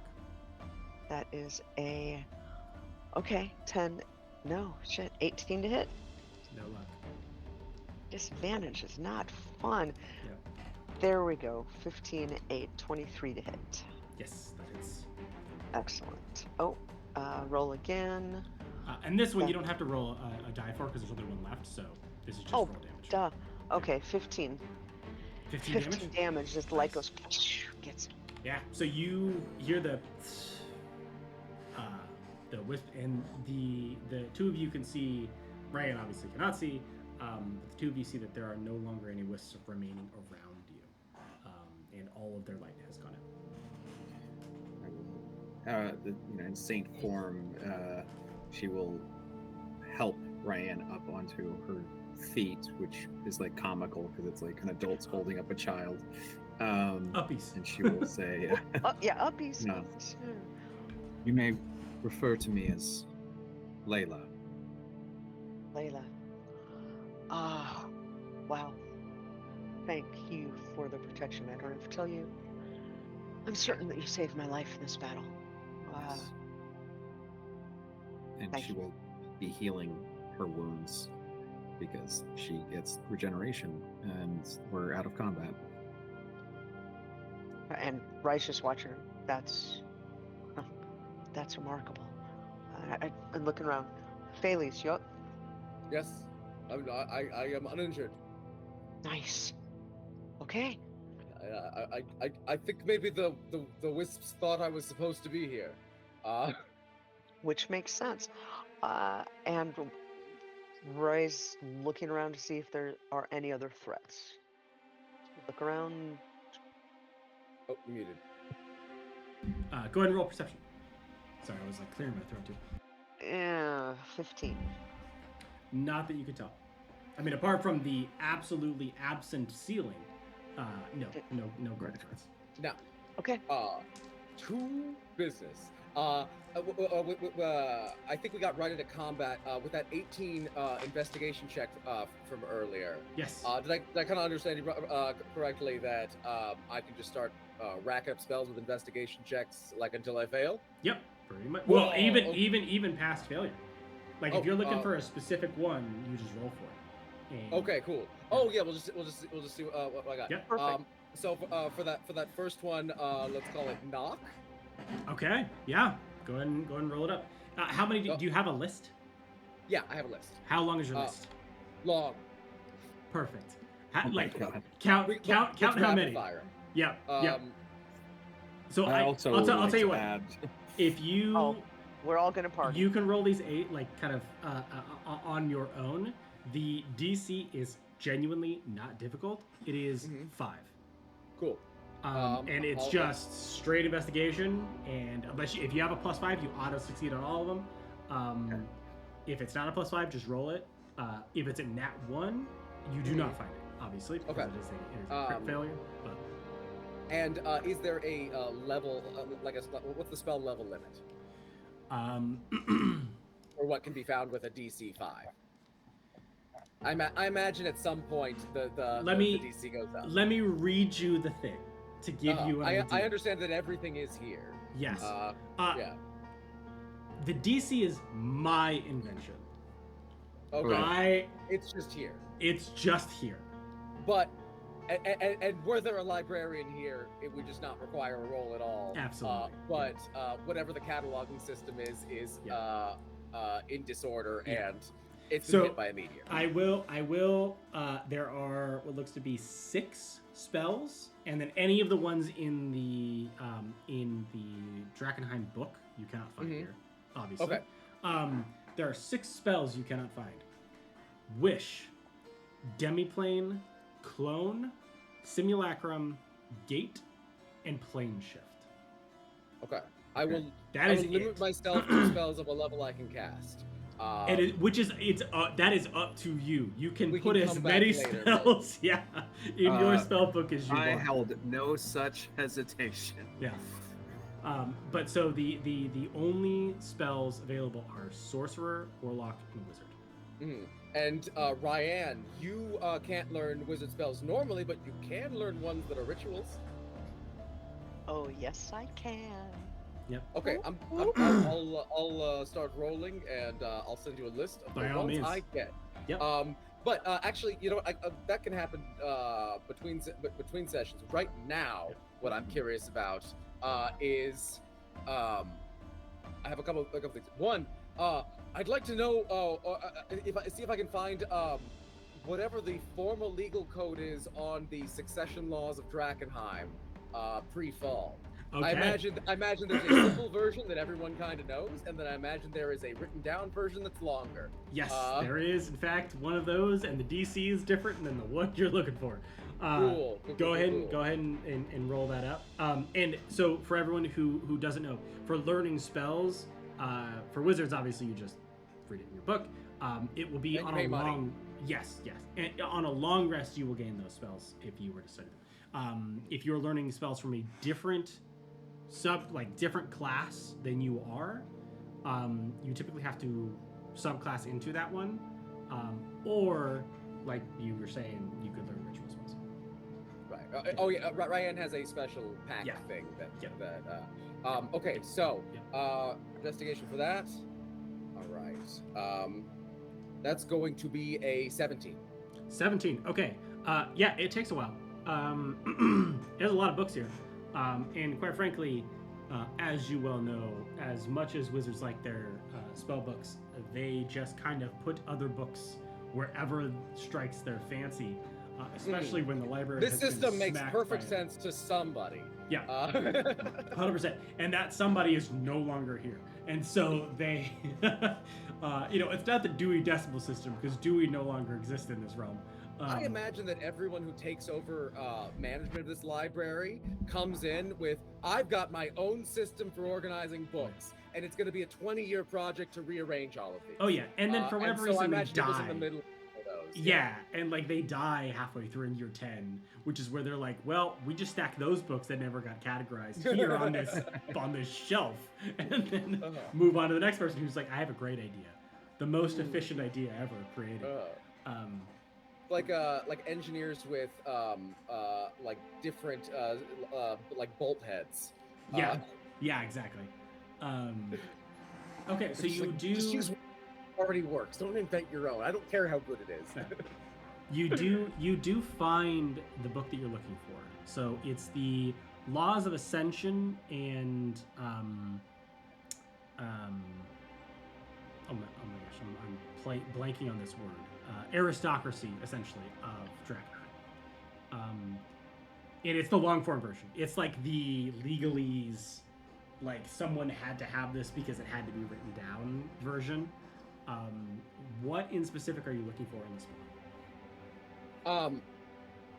If anything, right now. I just imagine that there will be a point in time when it becomes absolutely essential to have something to improve the legitimacy of either Erasmus's claim or the claim of someone we're supporting. Yeah. And being able to know those laws in detail seems like a prerequisite to be able to make any moves in that arena. Yeah. Even if they're totally irrelevant at this point, like there's still a legitimizing aura to, well, it's in this book.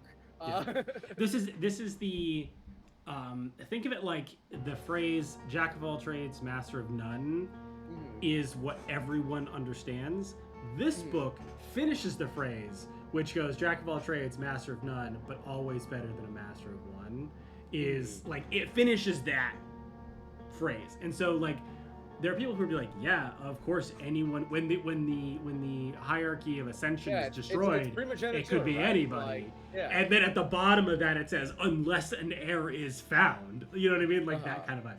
And so you have, this is probably the only remaining book or copy of this book in existence that can speak in no uncertain terms the ascension. Yeah, I imagine there wouldn't have been a ton of copies of these outside of Drakkenheim. Yeah. And most of the ones that were in Drakkenheim weren't in magically protected libraries. Yeah. Yeah. But yeah, like it's the kind of thing where if you just show up with the book, everyone's like, well, who cares? It's an old book, right? But if you show up with a good claim and the book and some power, that's helpful. Yeah. That's kind of what I'm hoping. Yeah. Okay, I'm also curious about whether the Amethyst Academy did any research on a strange astronomical phenomenon or the space between worlds that was well developed enough that it would be in the library rather than in the research area. Okay, go ahead and roll for that. Okay, because the space between worlds, I feel like that's something that I had a very loose understanding of like, well, yeah, there is a space between worlds, of course. And then having been there, I'm curious about what I don't know about it. Mm-hmm. So for that, that's going to be a 25. A 25. There are... I might just definitively learn that we don't know. That's I think kind of where you land, but I think you don't land with just nothing. Right. I think you land with people have been there before, and there's been very much like you've experienced some type of presence there. But I think the curiosity of trying to find out what that presence is only goes on so long until it actually becomes truly terrifying, and then that person leaves. Right. And so I think you have a lot of accounts of the space between worlds, like anecdotal, events of like, oh, I went there. And but everyone who got really interested in it didn't get to write a book about it afterwards. Well, exactly. The people who were like, I'm going in, I'm staying as long as it takes, will update this treatise when I'm back. Never updated the treaties again. It's like a whole trope, I imagine. 100%. Yeah, but it's a longer conversation, right? Like you're finding like first exploration into the worlds between, and a treatise on the first exploration into the world between, and a counter argument into the first exploration of the world between. Right. And it's basically just a long you get like a bunch thread. I imagine there's a bunch of people who were just seeing how close they could get, right? Yeah. And so I imagine we know pretty definitively, here is kind of the point of no return, because this doesn't seem like something Wizards would leave alone after the first 10 people disappear. Oh no, definitely not. I think the problem is that like the line of no return is before the line of learning anything of substance. And is also very much drawn in blood, right? It's like past this point, no one has come back, and so this is the definitive line of knowledge. and anything past that you're not sure on. But a lot of the stuff in these texts, you recognize as when you went there, you felt it, right? Mhm. You felt this kind of oppressive presence, this curious but kind of seething anger presence, not necessarily at you, but in general. And it's very overwhelming. It's not like a, oh, there's this thing in the corner that's angry at me or angry in general. It's like, it's so immersive. Okay. So If we're here, what's the status of prophecies and divination outside of Lucretia Mathias, right? Like how I understand she, like regardless of anything, she was very outside the norm in how very specific and very targeted her prophecies were, right? Did anybody else forecast like similar events in a less dramatic way that maybe wasn't publicly noted? Go ahead and roll investigation for this one. Or is divination like to that degree just a thing that doesn't happen normally? Yeah, go ahead and roll investigation for this one too. That's a natural 20. Love that. Ooh, I'm in my element. Yeah, you're locked in. Okay, so lots of books on divination, lots of made up bullshit. And you could tell right away, right? You get there, you open it, you're like, nope, trash. Open it, nope, trash, and you just kind of move forward, right? One of the pieces I think that you get to is you go through maybe 15 to 20 of these books, and you're like, nope, garbage, absolutely. And then you're like, wait a minute. What if I just look at like the central area or the place where the librarian would sit to get the book and see if there's a section on this, or like see if there's like reputable people in this section that I can go through. So you go to the desk, rifle through a couple things. You find two things to note. One, you find a section that it is in, and it is an entire section. It is almost entirely Lucretia Mathias. And which I imagine that's an area of study. Oh yeah. Because she's been around making prophecies for a while. Okay. So she was taken much more seriously than in the Amethyst Academy than she was outside of it, because like she had like a kind of like splinter cult a little bit, right? But that didn't gain momentum until the fall of Drakkenheim, and any of these books were written before that. Yeah. So think of, I think it's best to think of this section as very much CIA literature. Like they collected whatever they could because they weren't sure what they didn't know. Right. And right. So like CIA stuff on like mind control and aliens. 100%. Absolutely. Just a willingness to check anything out. Shovel it into the box. Yeah. And so a lot of it is written by Lucretia Mathias. And one of the things you notice is that it is one of the ones that is checked out the least, obviously, except for one of the very last entries. And if not the last entry, is the entire section of Lucretia Mathias and Divinology has been checked out by the director. Oh. And it literally just says entire Divinology collection checked out by director as the last entry on the page.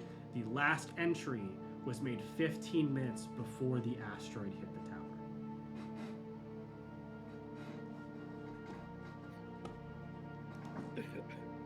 I would love if he just woke up from a weird dream and he's just like, I don't like that. Give me everything you have of Lucretia Mathias. Wait, hold on. I think what you heard was, give me a lot of Lucretia Mathias. What I said was, give me everything of Lucretia Mathias. Yeah. So that's kind of what happened. Is that for whatever reason, the director came down and said, give me that entire section, have it delivered to my office. I am checking it out indefinitely now. And what was the director's name again, or they just referred to it as the director? They just referred to it as the director. Okay. Yeah, and I don't think you know who the director at the time is yet. I can find it, however. Are we possibly short resting while we're taking a look in here? It's up to you. You certainly can if you would like. I'm being very active. I am not resting. Yeah, some of you definitely are not resting. But if you're less interested in looking around at this moment. I'm interested in looking around, but I'm also interested.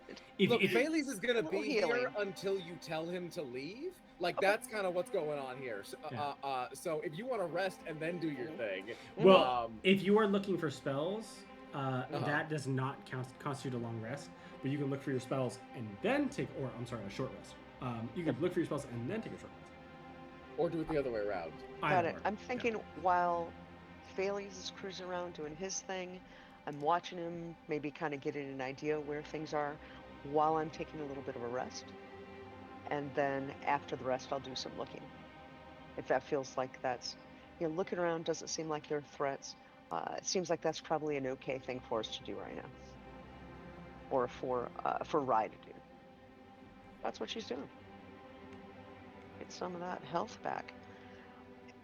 All right, Thales, find all your things. Yes.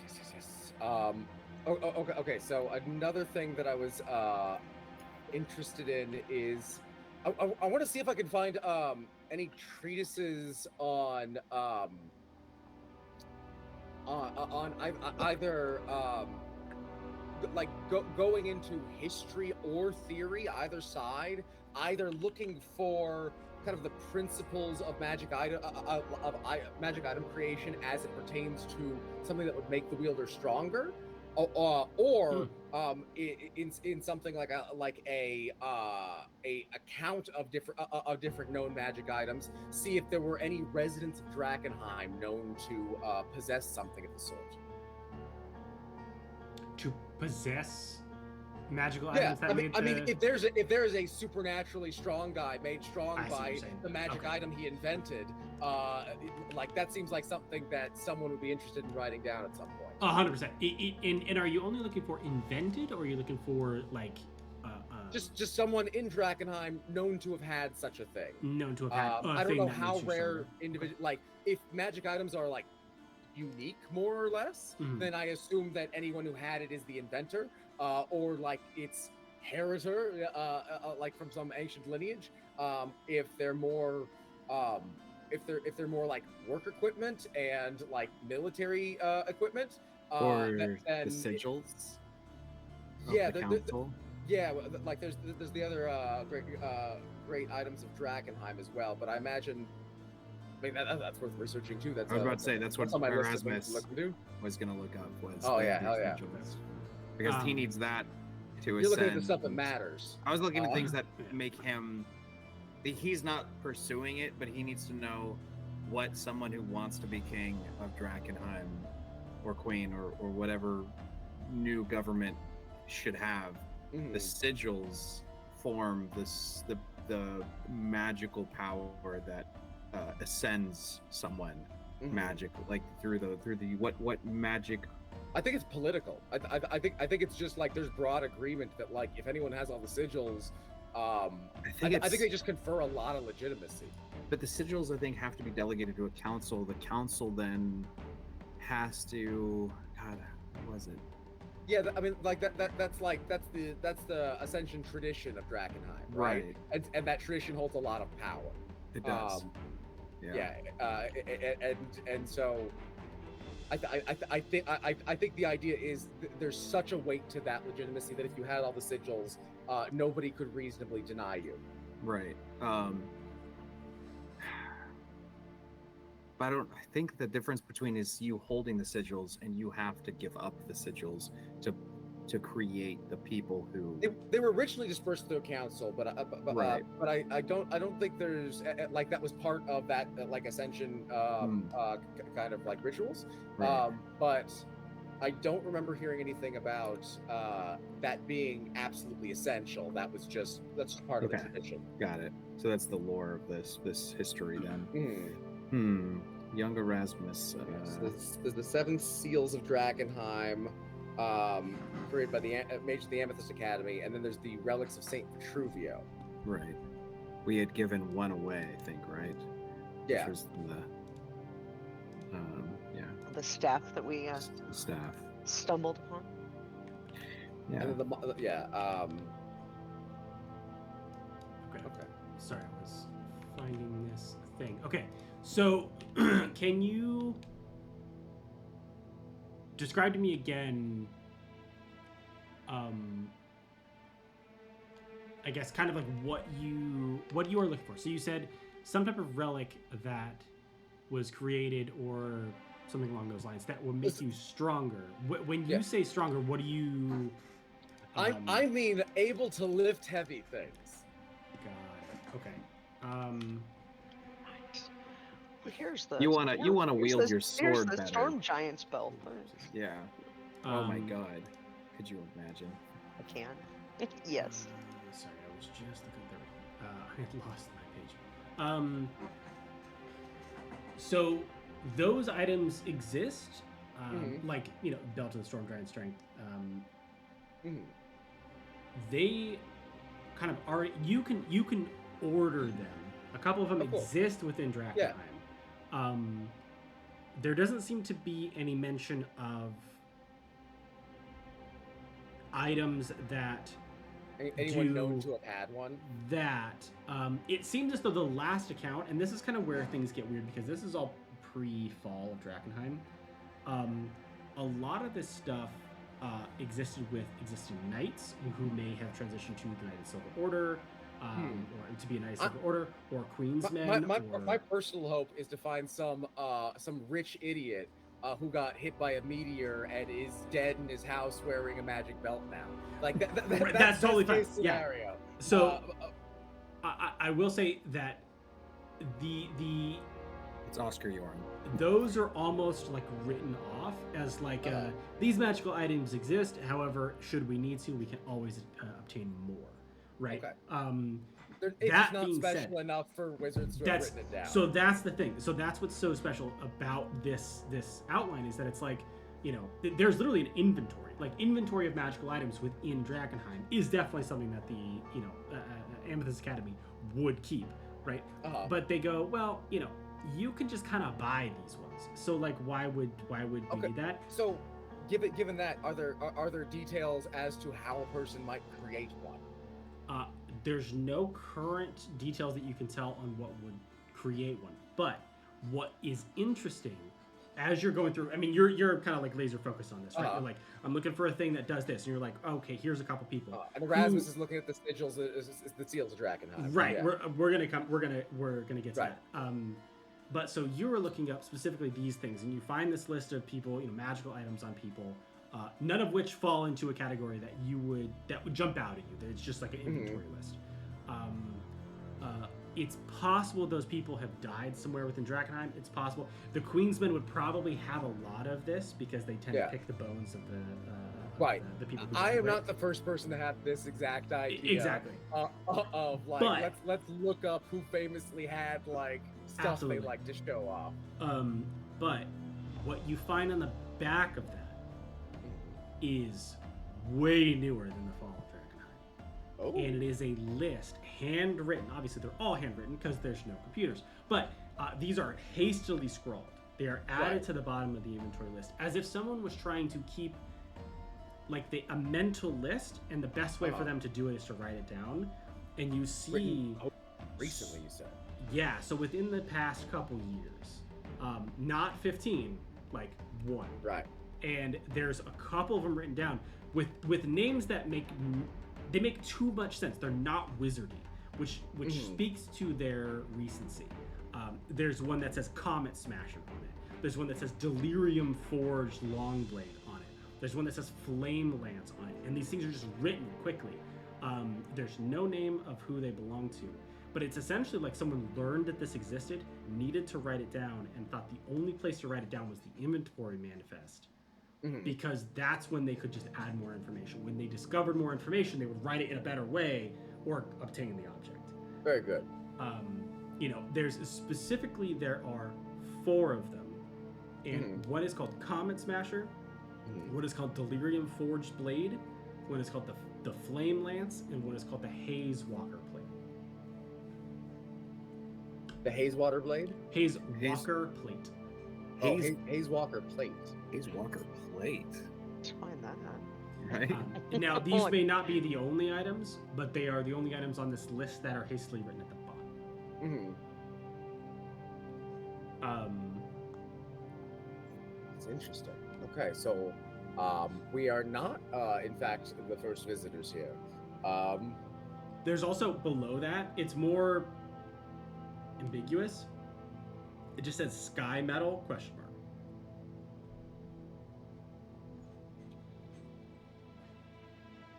That's fascinating. I think that's all of the research that I really wanted to do. Erasmus, Ryan. Oh yeah. Just put it on to you guys. Yeah, so Erasmus, I need you to roll a investigation check on whatever you would like. I know that you wanted the seals, but if there's any additional things that you would like. 9. 9. Okay. You don't find a lot of information on the seals.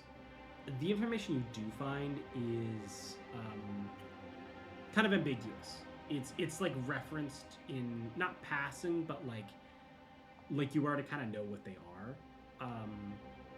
However, on a 9, you do find a full list of them. That list does not include what they do, but it is a full list of what they are. All right, excellent. I will take it. Yeah. Now I know what Pokemon badges I need to collect to fight the Elite. Exactly. They're the Chancellor's Crest, the Inscrutable Staff, Lord Commander's Badge, St. Vitruvio's Phylactery, the Spy Master's Signet, the Steward's Seal, and the Crown of Westwood. Oh man, I thought they were all just like badges. No, this is interesting. Safe to say we haven't come across anything that matches these descriptions, with the exception of the Steward's Seal. Nope. But we did come across St. Vitruvio's staff, not the phylactery. Yeah. Which is a separate thing entirely, called the Relics of St. Vitruvio, of which it's entirely possible the phylactery is a piece of, but you don't know unless you. So, interesting. The phylactery would be in the middle of that Venn diagram, then, possibly. A lot of these things tend to, from what you're able to tell, kind of meld into each other. There's magical items that kind of float around Drakkenheim, and then there's like magical items that float around Drakkenheim. Okay. Yeah. Can I do an investigation alongside kind of Phaley's, looking for relics that'll help us? Basically, like combat magic based relics, or things that are like specifically designed to keep us alive against the things that we will encounter. Not like, I'm not looking for things that'll help kill. Mm-hmm. I'm looking at things that'll help sustain us. Could be potions, experimental alchemy. It could be armor or shields, but like specifically things that we can just like slap on and keep going. Like things that would be useful for us to buy. I mean, I don't know who's selling them, but I like the idea of having a list of things that the wizards would be like, hey, in case of apocalypse in Drakkenheim, hit up this armory and pick up the, Haze Walker plate. I don't know. That was See if there's like a cache anywhere. Right, because wizards would be like, hey, we got a vault, we got a cache, we got a connection at the four corners of Drakkenheim. Mm-hmm. So I imagine there's some kind of cache of some sort in here. Probably, but wanting to know where that is. Yeah. Go ahead and roll investigation. Let's see what we can find. It's a difficult one because you're essentially looking for like a go bag for wizard stuff, but it's kind of hard to go bag a contaminated asteroid falling on your city. But I mean, didn't someone predict it? Well, and that's the thing. Like, how seriously were they taken? Oh, dude, these wizards seem like right. But like that's the thing. Is that, like, seriously enough that they wrote books, not seriously enough that they evacuated the tower. Right. That's kind of the thing, right? Like, and this is just kind of preface because your role of like what you find is the wizards took it seriously enough to write it down because I think they just accumulated knowledge. she literally gave an exact time for when this would happen. Yeah. And so it's not like they were left guessing. It's not like Nostradamus of like, eventually an asteroid will strike the city, and they prep to go back for an asteroid to strike the city. It's like, she was like, no, Tuesday at 11:13 p.m., a purple asteroid is going to hit the tower, right? And you're like, what? But you wrote it down, you know? Right. And so you care enough to like write it down because it's fascinating, but you didn't clear the tower. You didn't prep anybody. This is very Ron Burgundy. Yeah. Veronica told me a very funny joke. Yeah. I wrote it down in my diary. So, just be wary of that. Of like, what you might find may not help you in Drakkenheim now. Okay. But you know, it would be like good stuff. It just may not help you with your fight on like a Drakkenheim contaminated Drakkenheim fight. Got it. But go ahead and roll your investigation. I rolled another 9. Another 9. Perfect. So I think you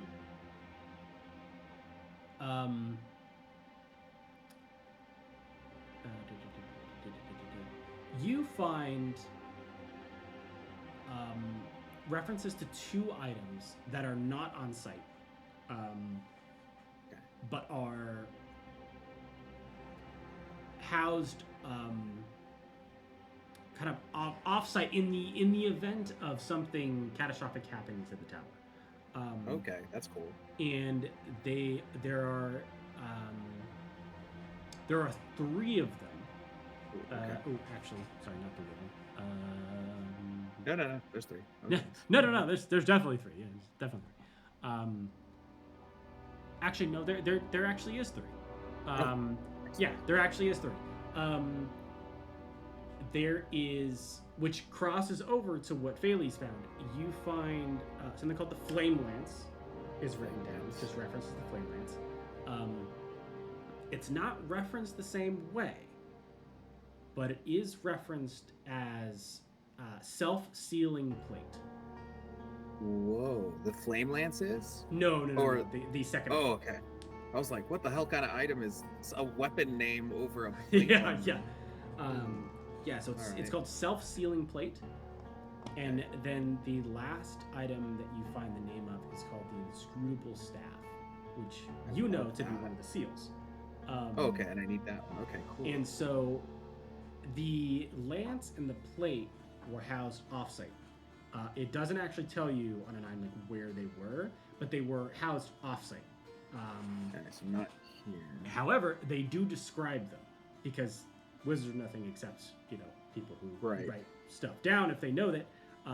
The flame lance is I'm gonna be completely just straight up honest with you. It's a straight up flamethrower. It just throws flame out. It's essentially just it casts burning hands out from like a tank on your back. It is a flamethrower. That's so cool. And the self-sealing plate is a suit of plate armor that, when put on, is hermetically sealed. So you could go through all of the. The All of haze them. is not an aura; it's a gas. It's a gas. Oh, okay. So interesting. Okay, all right. I'm here for this. And then. Well, so the deep haze is a gas. I should say. Right. Okay. So and then the last one is a staff. Is it described any special way?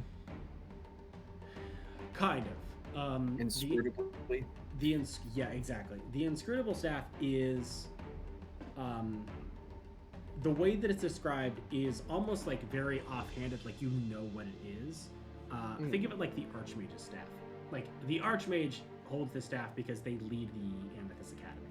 Whoever uses the staff and is attuned to the staff and has the staff kind of leads the Amethyst Academy's charge within Drakkenheim. It may not be that way anymore, Right. but it's an incredibly powerful relic, and it is one of the main seals of Drakkenheim. So, you know, and as you kind of cross-reference that with your knowledge of the seals, you're starting to notice the steward seal is kind of like the hand of the king, right? It takes Right. care of the city stuff. The crown of Westmar is the king's crown. The chancellor's crest handles probably the money and trade. The inscrutable staff is the magic. The Lord Commanders is the city's watch. The Saint Vitruvius Phylactery is the faith and the religion of the city.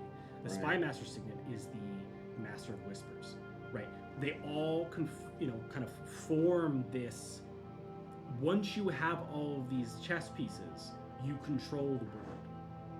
And that's Got it. what the seals represent. They do represent a level of magic as well, but they more so represent, I control each of these pieces within Drakkenheim, therefore I inherently have enough power to control Drakkenheim. I imagine each of them have other things that are keyed to them too, right? Yeah. Where you have this because you have the office, but having it also allows you to do the duties of the office. Exactly. Exactly.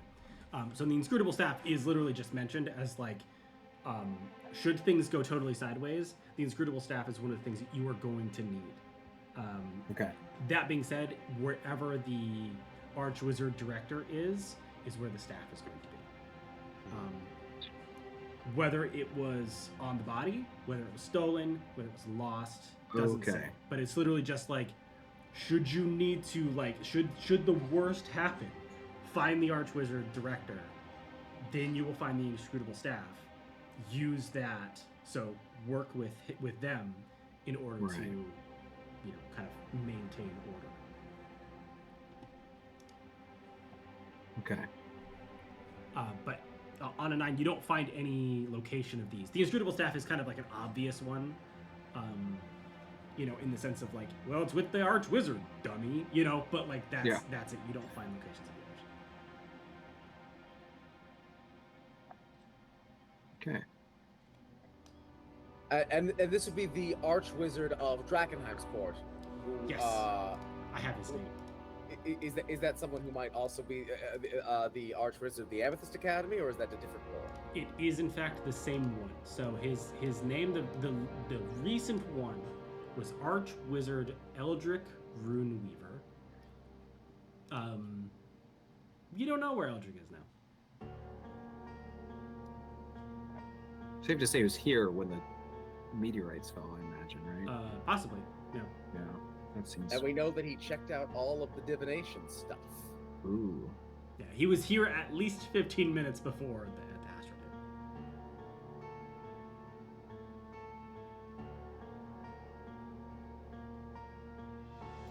did. Okay, well,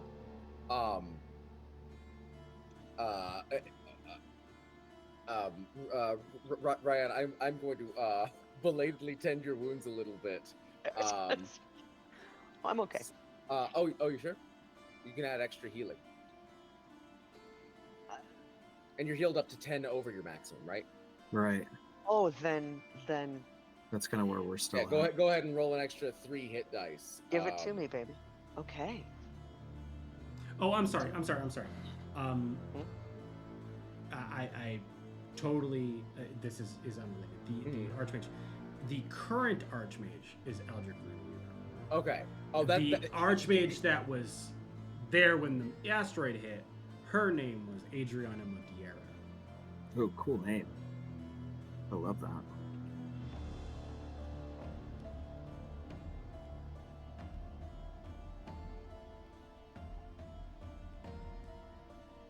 Sorry, that was a key distinction. I didn't mean to interrupt, but that was a key distinction because while you don't know where Eldrick is, until he has been proven dead, he is currently the director and Archwizard of the Amethyst Academy. Is the Amethyst Academy dispersed enough that like he fully could be dead for a long time without anyone noticing? Go and roll history of what you know about the Amethyst Academy. Do I have advantage on this? You do have advantage on it because you are in the stronghold of the Amethyst Academy. You are of the Amethyst Academy. That's going to be an 18. An 18. The Amethyst Academy here is very dispersed. Elsewhere, not so much.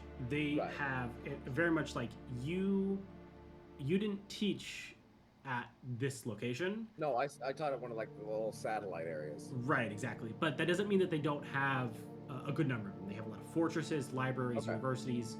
You have what's called the Enigma Ziggurat in the free city of Liberio, the Paradox Castle in the Eastern Vale. And there was, a very much a collaboration between all of these places. In Drakkenheim, the Amethyst Academy that you know of is River. Right? Like, there's a couple other people, but they very much come and go, and they're not very. That's the only person I have any personal relationship with. Exactly. It's just River. But to say that the Amethyst Academy has just given up the fight for the Inscrutable Tower or the Inscrutable Staff or Drakkenheim is kind of out of the realm of possibility. And so there, I think, remains this, if not hope, knowledge that because there hasn't been another Archwizard announced, they either know that Eldrick Runeweaver is alive, or they know that he is somewhere not dead. So there's just some real hardcore compartmentalization of like it's either that or they know. There's a handful of people who would know, right? Yeah. And they would mention it if they did know, and we all trust that, even though almost everyone in the Amethyst Academy has never seen this guy. Well, yeah, or very much start to think of, I think, the Amethyst Academy in the way that it operates in Drakkenheim, very CIA, right? Yeah. They dance around delirium corruption because it's the only way to use magic really in Drakkenheim effectively anymore. You can still use it, but the delirium stuff is so much more powerful. But they're all scared to get corrupted. That being said, they're still moving towards reestablishing a connection in Drakkenheim, and River alone cannot do that. I feel like the prudent sort of wizard is the only sort that gets to be high level, right? Like the kind that is just no, absolutely not. No, somebody else can go in there. But there is the other kind of wizard, Thales. Send Thales they just never make it to Archway phase, But there's also this understanding that if the Amethyst Academy didn't have an Archwizard for a director in Drakkenheim, why weren't you notified that the only other wizard that you have met here, River, is not the director? Right? If you've only met River, and River is leading the efforts into Drakkenheim for the Amethyst Academy, why is she not the director? Now, it would be kind of a shit detail, right? But why is she not that? Oh, right, because director would be local, right? Yeah. So she would be director if anybody knew that the director was dead. Exactly. Wizards being what they are, it's not actually that weird to just go away for a few decades. And that's exactly, and so that's kind of, I think, where people are, is that they're either they do know, and Eldrick is very much known, and you just don't know because it's your not need to know basis, or Eldrick's just kind of gone. They're assuming he's going to come back. Okay, excellent. This was a load of fun. I don't want to test my luck with that lightning. What about the two of you? No. And I, Ray kind of shivers a little bit because she got zapped pretty good with some lightning earlier. Yeah, that looks rough. No, trying to cut back on the lightning. Lightning. Before we head out after a short rest, want to do a quick look around. Ray wants to do just a quickie. Just see if there's anything that's just not a book that we might have missed. Well, no, I'm interested in as I'm starting to fancy myself as the monster slayer of the group, or going after aberrations and looking for anything that specifically talks about maybe any wizards who were really successful monster hunters, and specifically, with any luck, like a bestiary. Hell yeah. And with any luck, something like Thales has found that had newer information in it. Totally hoping to find something that has maybe newer information, but even not something that addresses monsters, monster hunting, bestiary, right? Just something that really would benefit somebody who's trying to, let's hunt these monsters. Yeah. Hmm? Okay. Yeah, go ahead and roll investigation. I will say, again, very similar to Erasmus's, the information that you are going to find may not be the information that you are looking for. Yeah. Because it is probably 15 years old. It's probably going to be like, when hunting boar, make sure, as opposed to like, when you're killing a whole slew of delirium dregs, make sure you don't do this thing, right? Like, Yeah. I don't know if you're gonna find that Like, information. I feel like they're but- will 100% be bestiaries, but they're not going to be written by wizards, like, on the whole. So it's Yeah. not going to be, there's not going to be very little of, like, hey, these guys are weak to fire. And there's going to be a lot of, like, this monster symbolizes, this divine aspect. Fair enough. Still worth a shot. Yeah. It's not worth that much of a shot. 13. Yeah, somebody's out here writing Investigation. bestiaries, but they might be making it all up. It's Right. the volo Right. of this world. So Ah. 17 looking for anything that might help her with monsters. Yeah, I mean, it's funny. I think you dig through. There's a surprising amount of bestiaries, and I think you find a good amount of information on monsters that are not delirium based, that are The not. fearsome pelican Yeah, can yeah, swallow yeah. a man whole. And when it's A manhole, like a literal, Yeah. like sewer cover. Yeah. when it's young or slain, it can return them to life with the blood from its breast. But I think you get a lot of those, and then you get some that are written by hunters that are like, listen, if you're hunting wolves, don't hunt at night, hunt during the day. Here's where they live. Like it's like that, right? Okay. Yeah. But that's not really going to help you in a city, right? Yeah. But one of the things that you do find, which I think is fascinating, is you find a book about harpies, and one of the biggest things they say that harpies are strangely terrified of felines. Like it just says that. You're just like, I know that already. What? I could write Right. this book myself. Tell me something I don't know. Really? Yeah. You do find a Okay. book on chimeras, or what is the thing that you guys keep fighting? Is it chimeras? Manticores. Manticores. Same thing. Yep. And scrolls. Yeah. So you find a small little treatise on manticores. Can I contribute a historical, mythological reason, a weakness of manticores? Absolutely. Just put it in there. Yeah. They are weak to elephants.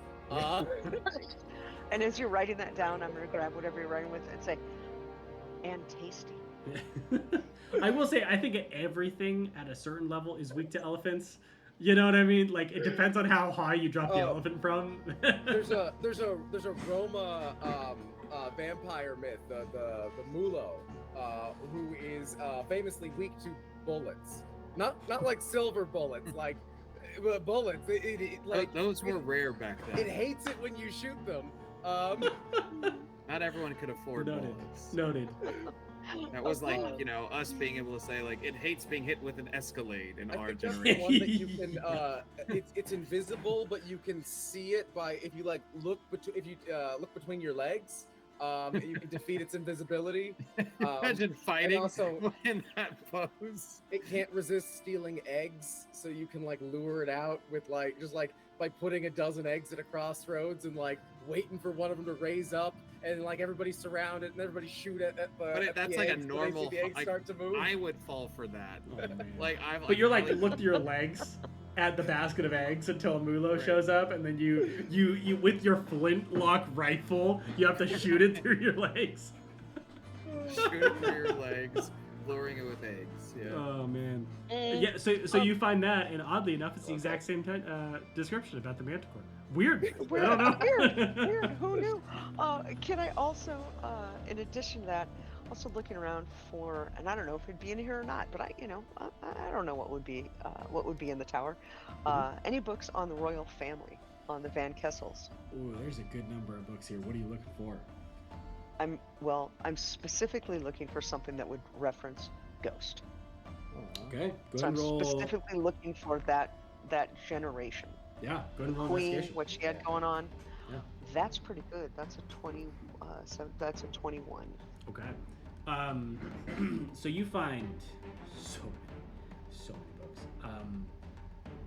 They all kind of say the same thing ultimately. And then there's a couple, because it is a wizard tower and it is a wizard library, that say the exact opposite just because.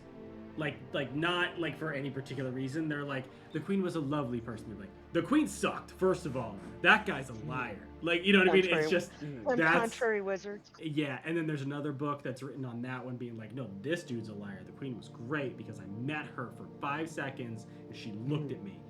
Loved that. You know what I mean? And like, that's kind of a lot of stuff you find. But you do find, because it is, the Amethyst Academy, and they just kind of scrape up data, you find a lot of information about the royal family. One of the things you start to notice, which you find interesting, is you start to find pictures or depictions of the queen that are not stricken out.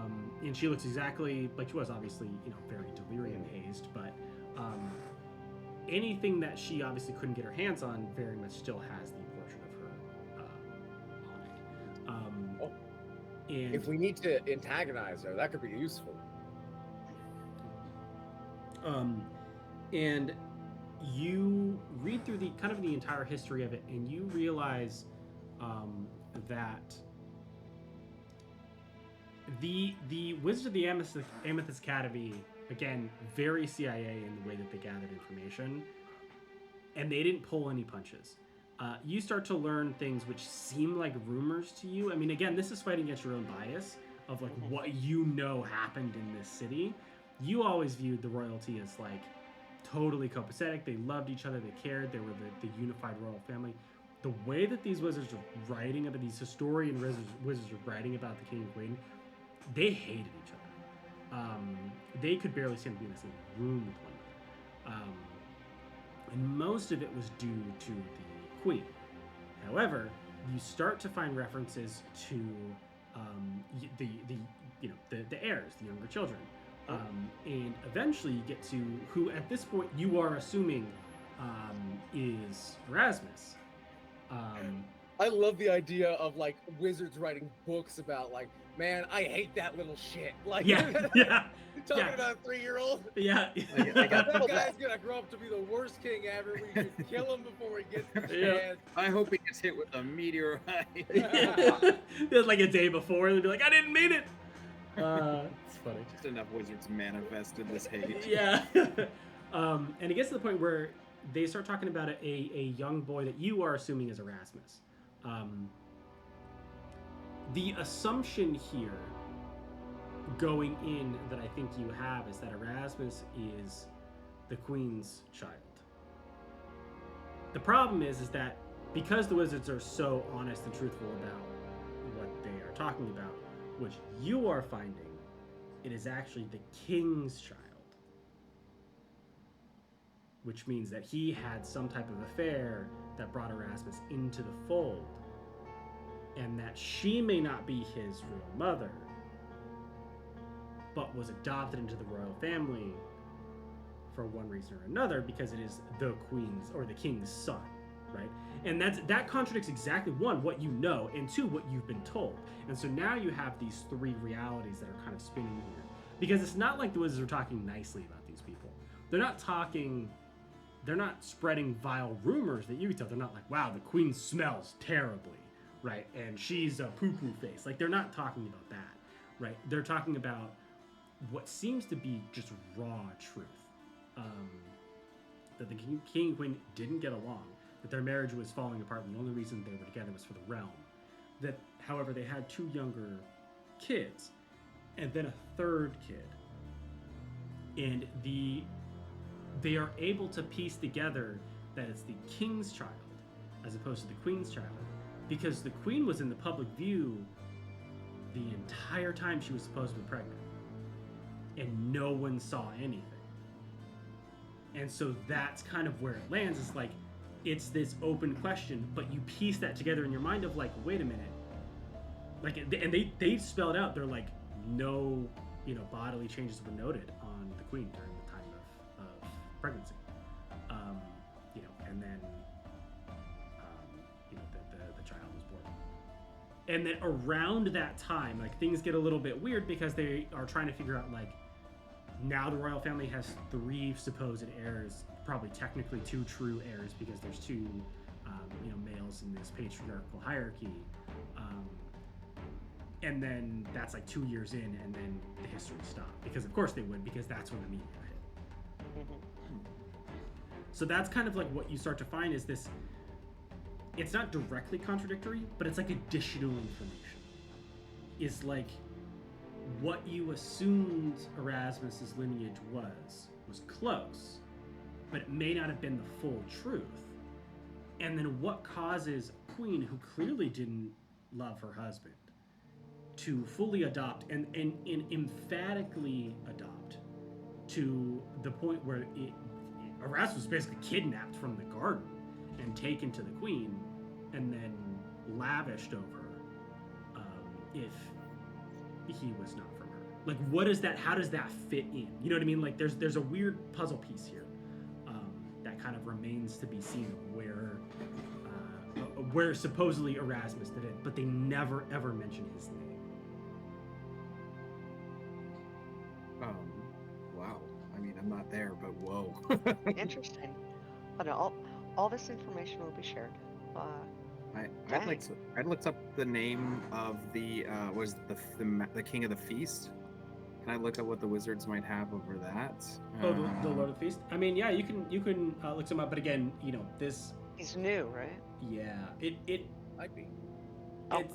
it would be difficult to find something because it would be newer, but it's possible. Anything's possible. But Right. All right. Let me try not to roll 2. Good thought. Is there like a phrase book, like a phrase book, or like an intro to Infernal, like a kind of like course book? Oh yeah. If you want to roll to find it, absolutely. Or is is it Abyssal? I thought it was Abyssal. Oh, Abyssal. Yeah, that's what I'm. Because I have. Honestly, you could get both. Okay. Yeah, that's a 25. Yeah. Oh yeah. You find. In fact, I will give you the other one for free. Yeah, you find the intro to both, Abyssal and Infernal. Lovely. It'll take you a couple days to like a couple full have rests to anything like of the- have anything. yeah, like but- yeah. And then, sorry, Erasmus, what were you looking for? 17 on The Lord of the Feast. Lord of the Feast or any kind of abyssal. Actually, you know what? I'm gonna look up a name of summonable things and their like ratings and reviews. Like I'm gonna look up the DoorDash equivalent of demon and devil summoning. Or 1 actually star. just all summoning actually. Like a collective wizard survivor report on worked well with my requests but didn't like kidnapping. Oh, this one was great at protection services, hated to go and murder people. This one did all the work for my socks and feet picks, like weird stuff like that. So what are you looking to get out of this? Because I mean, you could get one. I actually just want like the basically like the opportunity to summon some muscle from another realm for like a one-off, like it's gonna hurt but we need it. It's gonna hurt but we need it. Yeah. I think particularly with devil summoning spells, having a name, or with summoning devils or demons, having a name helps. Yeah, a true name kind of situation. Like they make the spell work better. I would say on a 17. I'm trying to find a fair balance here. Okay. Because I'll say you do find a pretty substantive list. The problem is that at a certain point in power, the list stops. And I think that is a fairly obvious stopping point because the last name on the list is very important in that circumstance. Yeah, is like at a certain point past that on the list, you get into the ones that are not only incredibly difficult to control, but like you say kill, they say how many, as opposed to like I need to convince you to kill this person, right? There's a level there. So there's like servant level of like you summon them, you call their real name, you kind of claim them, and kind of down in power of like, hey, can you help me with this? I need an additional magical entity to help me finish this spell. Right. Yeah. You are now a body. You're going to help me finish that. And then at a certain point of like power, it stops. Right. Yeah. That would make sense at least within like past editions of D&D. Yeah. The problem with like the true name of a powerful being is if you get to a powerful enough being, one, you might summon it just by saying its name without a spell, right? Yep. Which means that absolutely you do not want that name floating around. Yep. That's not something you would put in a book at all. That's in someone's head, and they might whisper it to somebody else once in their life, right? Yeah. And then the other thing is you can't tell them what to do once you've summoned them. And that's the big thing. I like finding a threshold for mischief here in Drakkenheim, where we do have kind of a fire and forget, hope for the best grenade kind of summon that is going to affect everyone on the battlefield equally. But do you have one of the summon spells? I don't know if I do. I don't think I do. Let me check. But I guess more of a scroll. Oh, if you have a scroll. Looking for a scroll would be I think what I'm going for here. But also instructions. Yeah, there are procedures, best practices, that kind of thing. I will say that the list is the bottom half of like the list is the ones that are just like, you know, keep my room clean, and those seem to be true names. Okay. And then at a certain point past that, they, you know, the ones of like help me with this ritual or help me with this thing, the names get a little wishy-washy. Like they get like, they seem like not true names. Okay. So it's a roll the dice. I'm gonna rip the page for the ones that will help you clean your room for true names, and I have some ideas on a relationship situation that can be formed there. Cool. Yeah. Okay. I'm gonna take that with me. And on a 14, I don't know, Rye wouldn't be able to help herself if for any reason there seems to be a cookbook, a magical cookbook, any sort of recipes, anything referencing kind of food. That would be something that she would grab if she happens to see it. She would totally take a look at it. I mean, these are not hard to find. The problem is that they are dusty. That's fair. Why would you cook? Why would you cook if you have a kitchen that makes the food for you, right? But they are in the library. You know, there's a considerable amount of tomes here that no wizard would ever read. Just taking a look. Just that's the idle curiosity. That's just a fun book. Yeah. Those are, recipes for fun. Okay, and then the spells and things, we take a look at those at another time. We're gonna spend a good amount of time here. Yeah. So if that causes anything to happen, let us know. It does not, interestingly. The tower seems like an interesting place, as opposed to like a place where things move. It's not like an ecosystem, really. Exactly. It just has been untouched for so long, and things cannot get in from flying very easily, so they have stopped trying. Great. I will not have ripped that page. I'll just have taken the whole book. Cool. Yeah. That's I was like, I wouldn't tear a page. No, and I'm going to for the duration of this adventure, Thales is going to have a floating disc following him that is going to be stacked up with exactly 500 pounds of books. Perfect. This is the best day ever. So yeah, feel typical free to... Barnes and Noble outing for us all. Do we want to check out the research areas? Oh yeah. Yeah, I think we're ready. This has been a wow. An unqualified good, truly. Like, I'm so glad we came here. Right? I've never seen anything like this. This is amazing. All right. I guess we're ready for whatever's next. So I think we're gonna hop in the in the elevator. It's a take us to the research area. But how does it work with your floating disc? So that's what I was gonna say. You can't bring the disc in with you. How big is it? How big is the disc? Up, right? How big is The disc is 10 feet across. Okay. But so it floats. Yeah. We could take separate elevators. I could move to the far side. That will work. Yeah. Hang off the side a little bit, get it all the way in, and then do a pull up and kind of get underneath it. Okay. Because it just about fills the circle, right? Yeah, you could also like kind of kickstand your disc and like hold your stack of books up. Oh, I could. Okay. Yeah, and like do that, you know. So I am kind of beneath this big circle of tissue paper with 500 pounds of books on it, going down the other elevator. Well, I mean, the 500 pounds would be at the low angle of weight, and you would be at the high angle of weight. The real problem is you wouldn't want the books to touch the walls, because then they just shred apart. Well, the disc extends further than the books do, so it'll just get bumped if it hits the walls. Got it. But it is just about exactly the size of the platforms in here, so it is just gonna be creating like a little air seal coming down on top of me as we're going down. That's hilarious. Yeah, we're going to take two separate elevators down to if everyone else is into it, the research area. All right.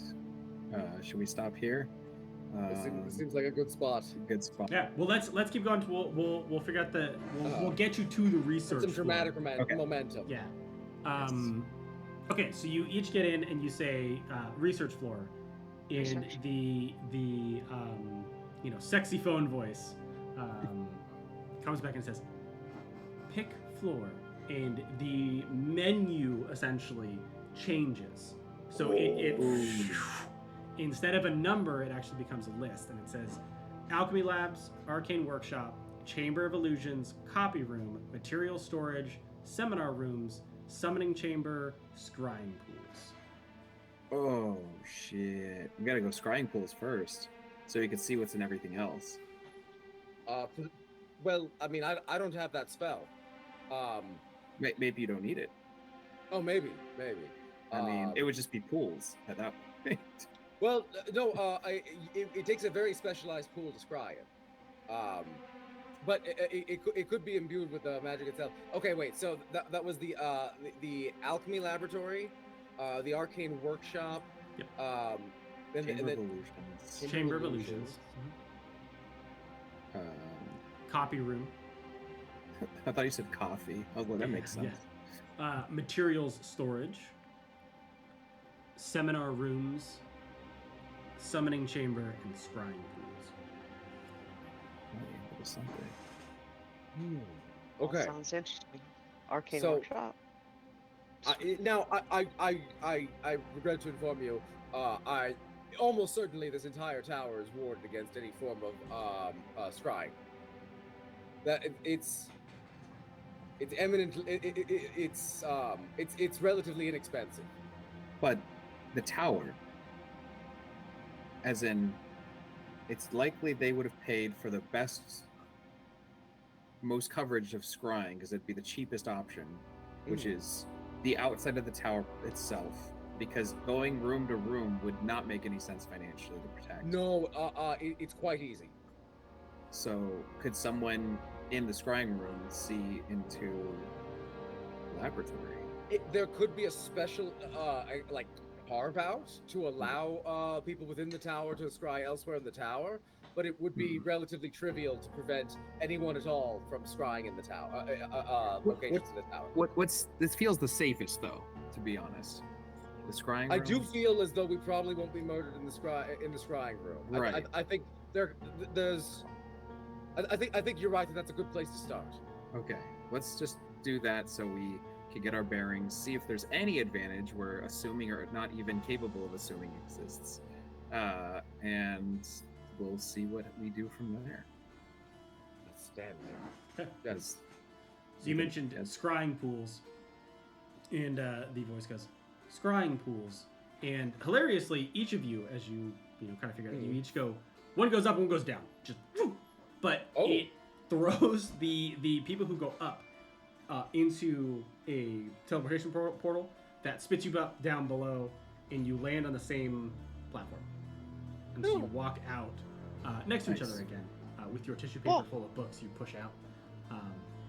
Is that just a funsies thing? Just like that? Yeah, that sounds like. Yeah, because remember the library ends, right? It can't go higher than the library, and so it just shoots up and then goes into a portal and then comes in. That's fun. That's dope. Ooh, that's totally cool. What do we see as we're exiting into the this area? As you get off the elevators, it's actually very peaceful in this room. So you walk off, and it's a long hallway, very dimly lit, that seems to open up into individual rooms. And as you kind of peer into each of them, it's perfectly quiet in here, apart from maybe the occasional drip of water, as there's seems to be like a crystal stalactite, not a delirium shard, but just like a little crystal stalactite that drips water into each of the little scrying pools that are in each of the rooms. The doors can be closed should you need to have some privacy, but all of the rooms seem open. Each of them have a mirror. They have that pool of water, and then there's various other individual fonts in various different rooms for any level of divination spell that you would choose to cast. But you are alone on this floor, and you have arrived in the first floor of the research floors, and that's where we're going to go ahead and end. Very cool. Very cool. Hey, nothing attacked us when we walked in. Yeah. All right. Well, not thank yet. you, everyone. We'll do our outro. Just thank you, everyone, for being here, watching, and looking forward to showing you guys the next episode of We Play. Comment, like, subscribe if you already haven't.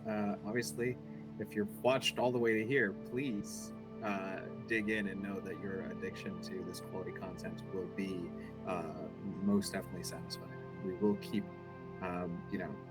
we will keep being the D&D Drakkenheim mules for much more than delirium. Yeah. All right. Thank you. Nice. Thanks.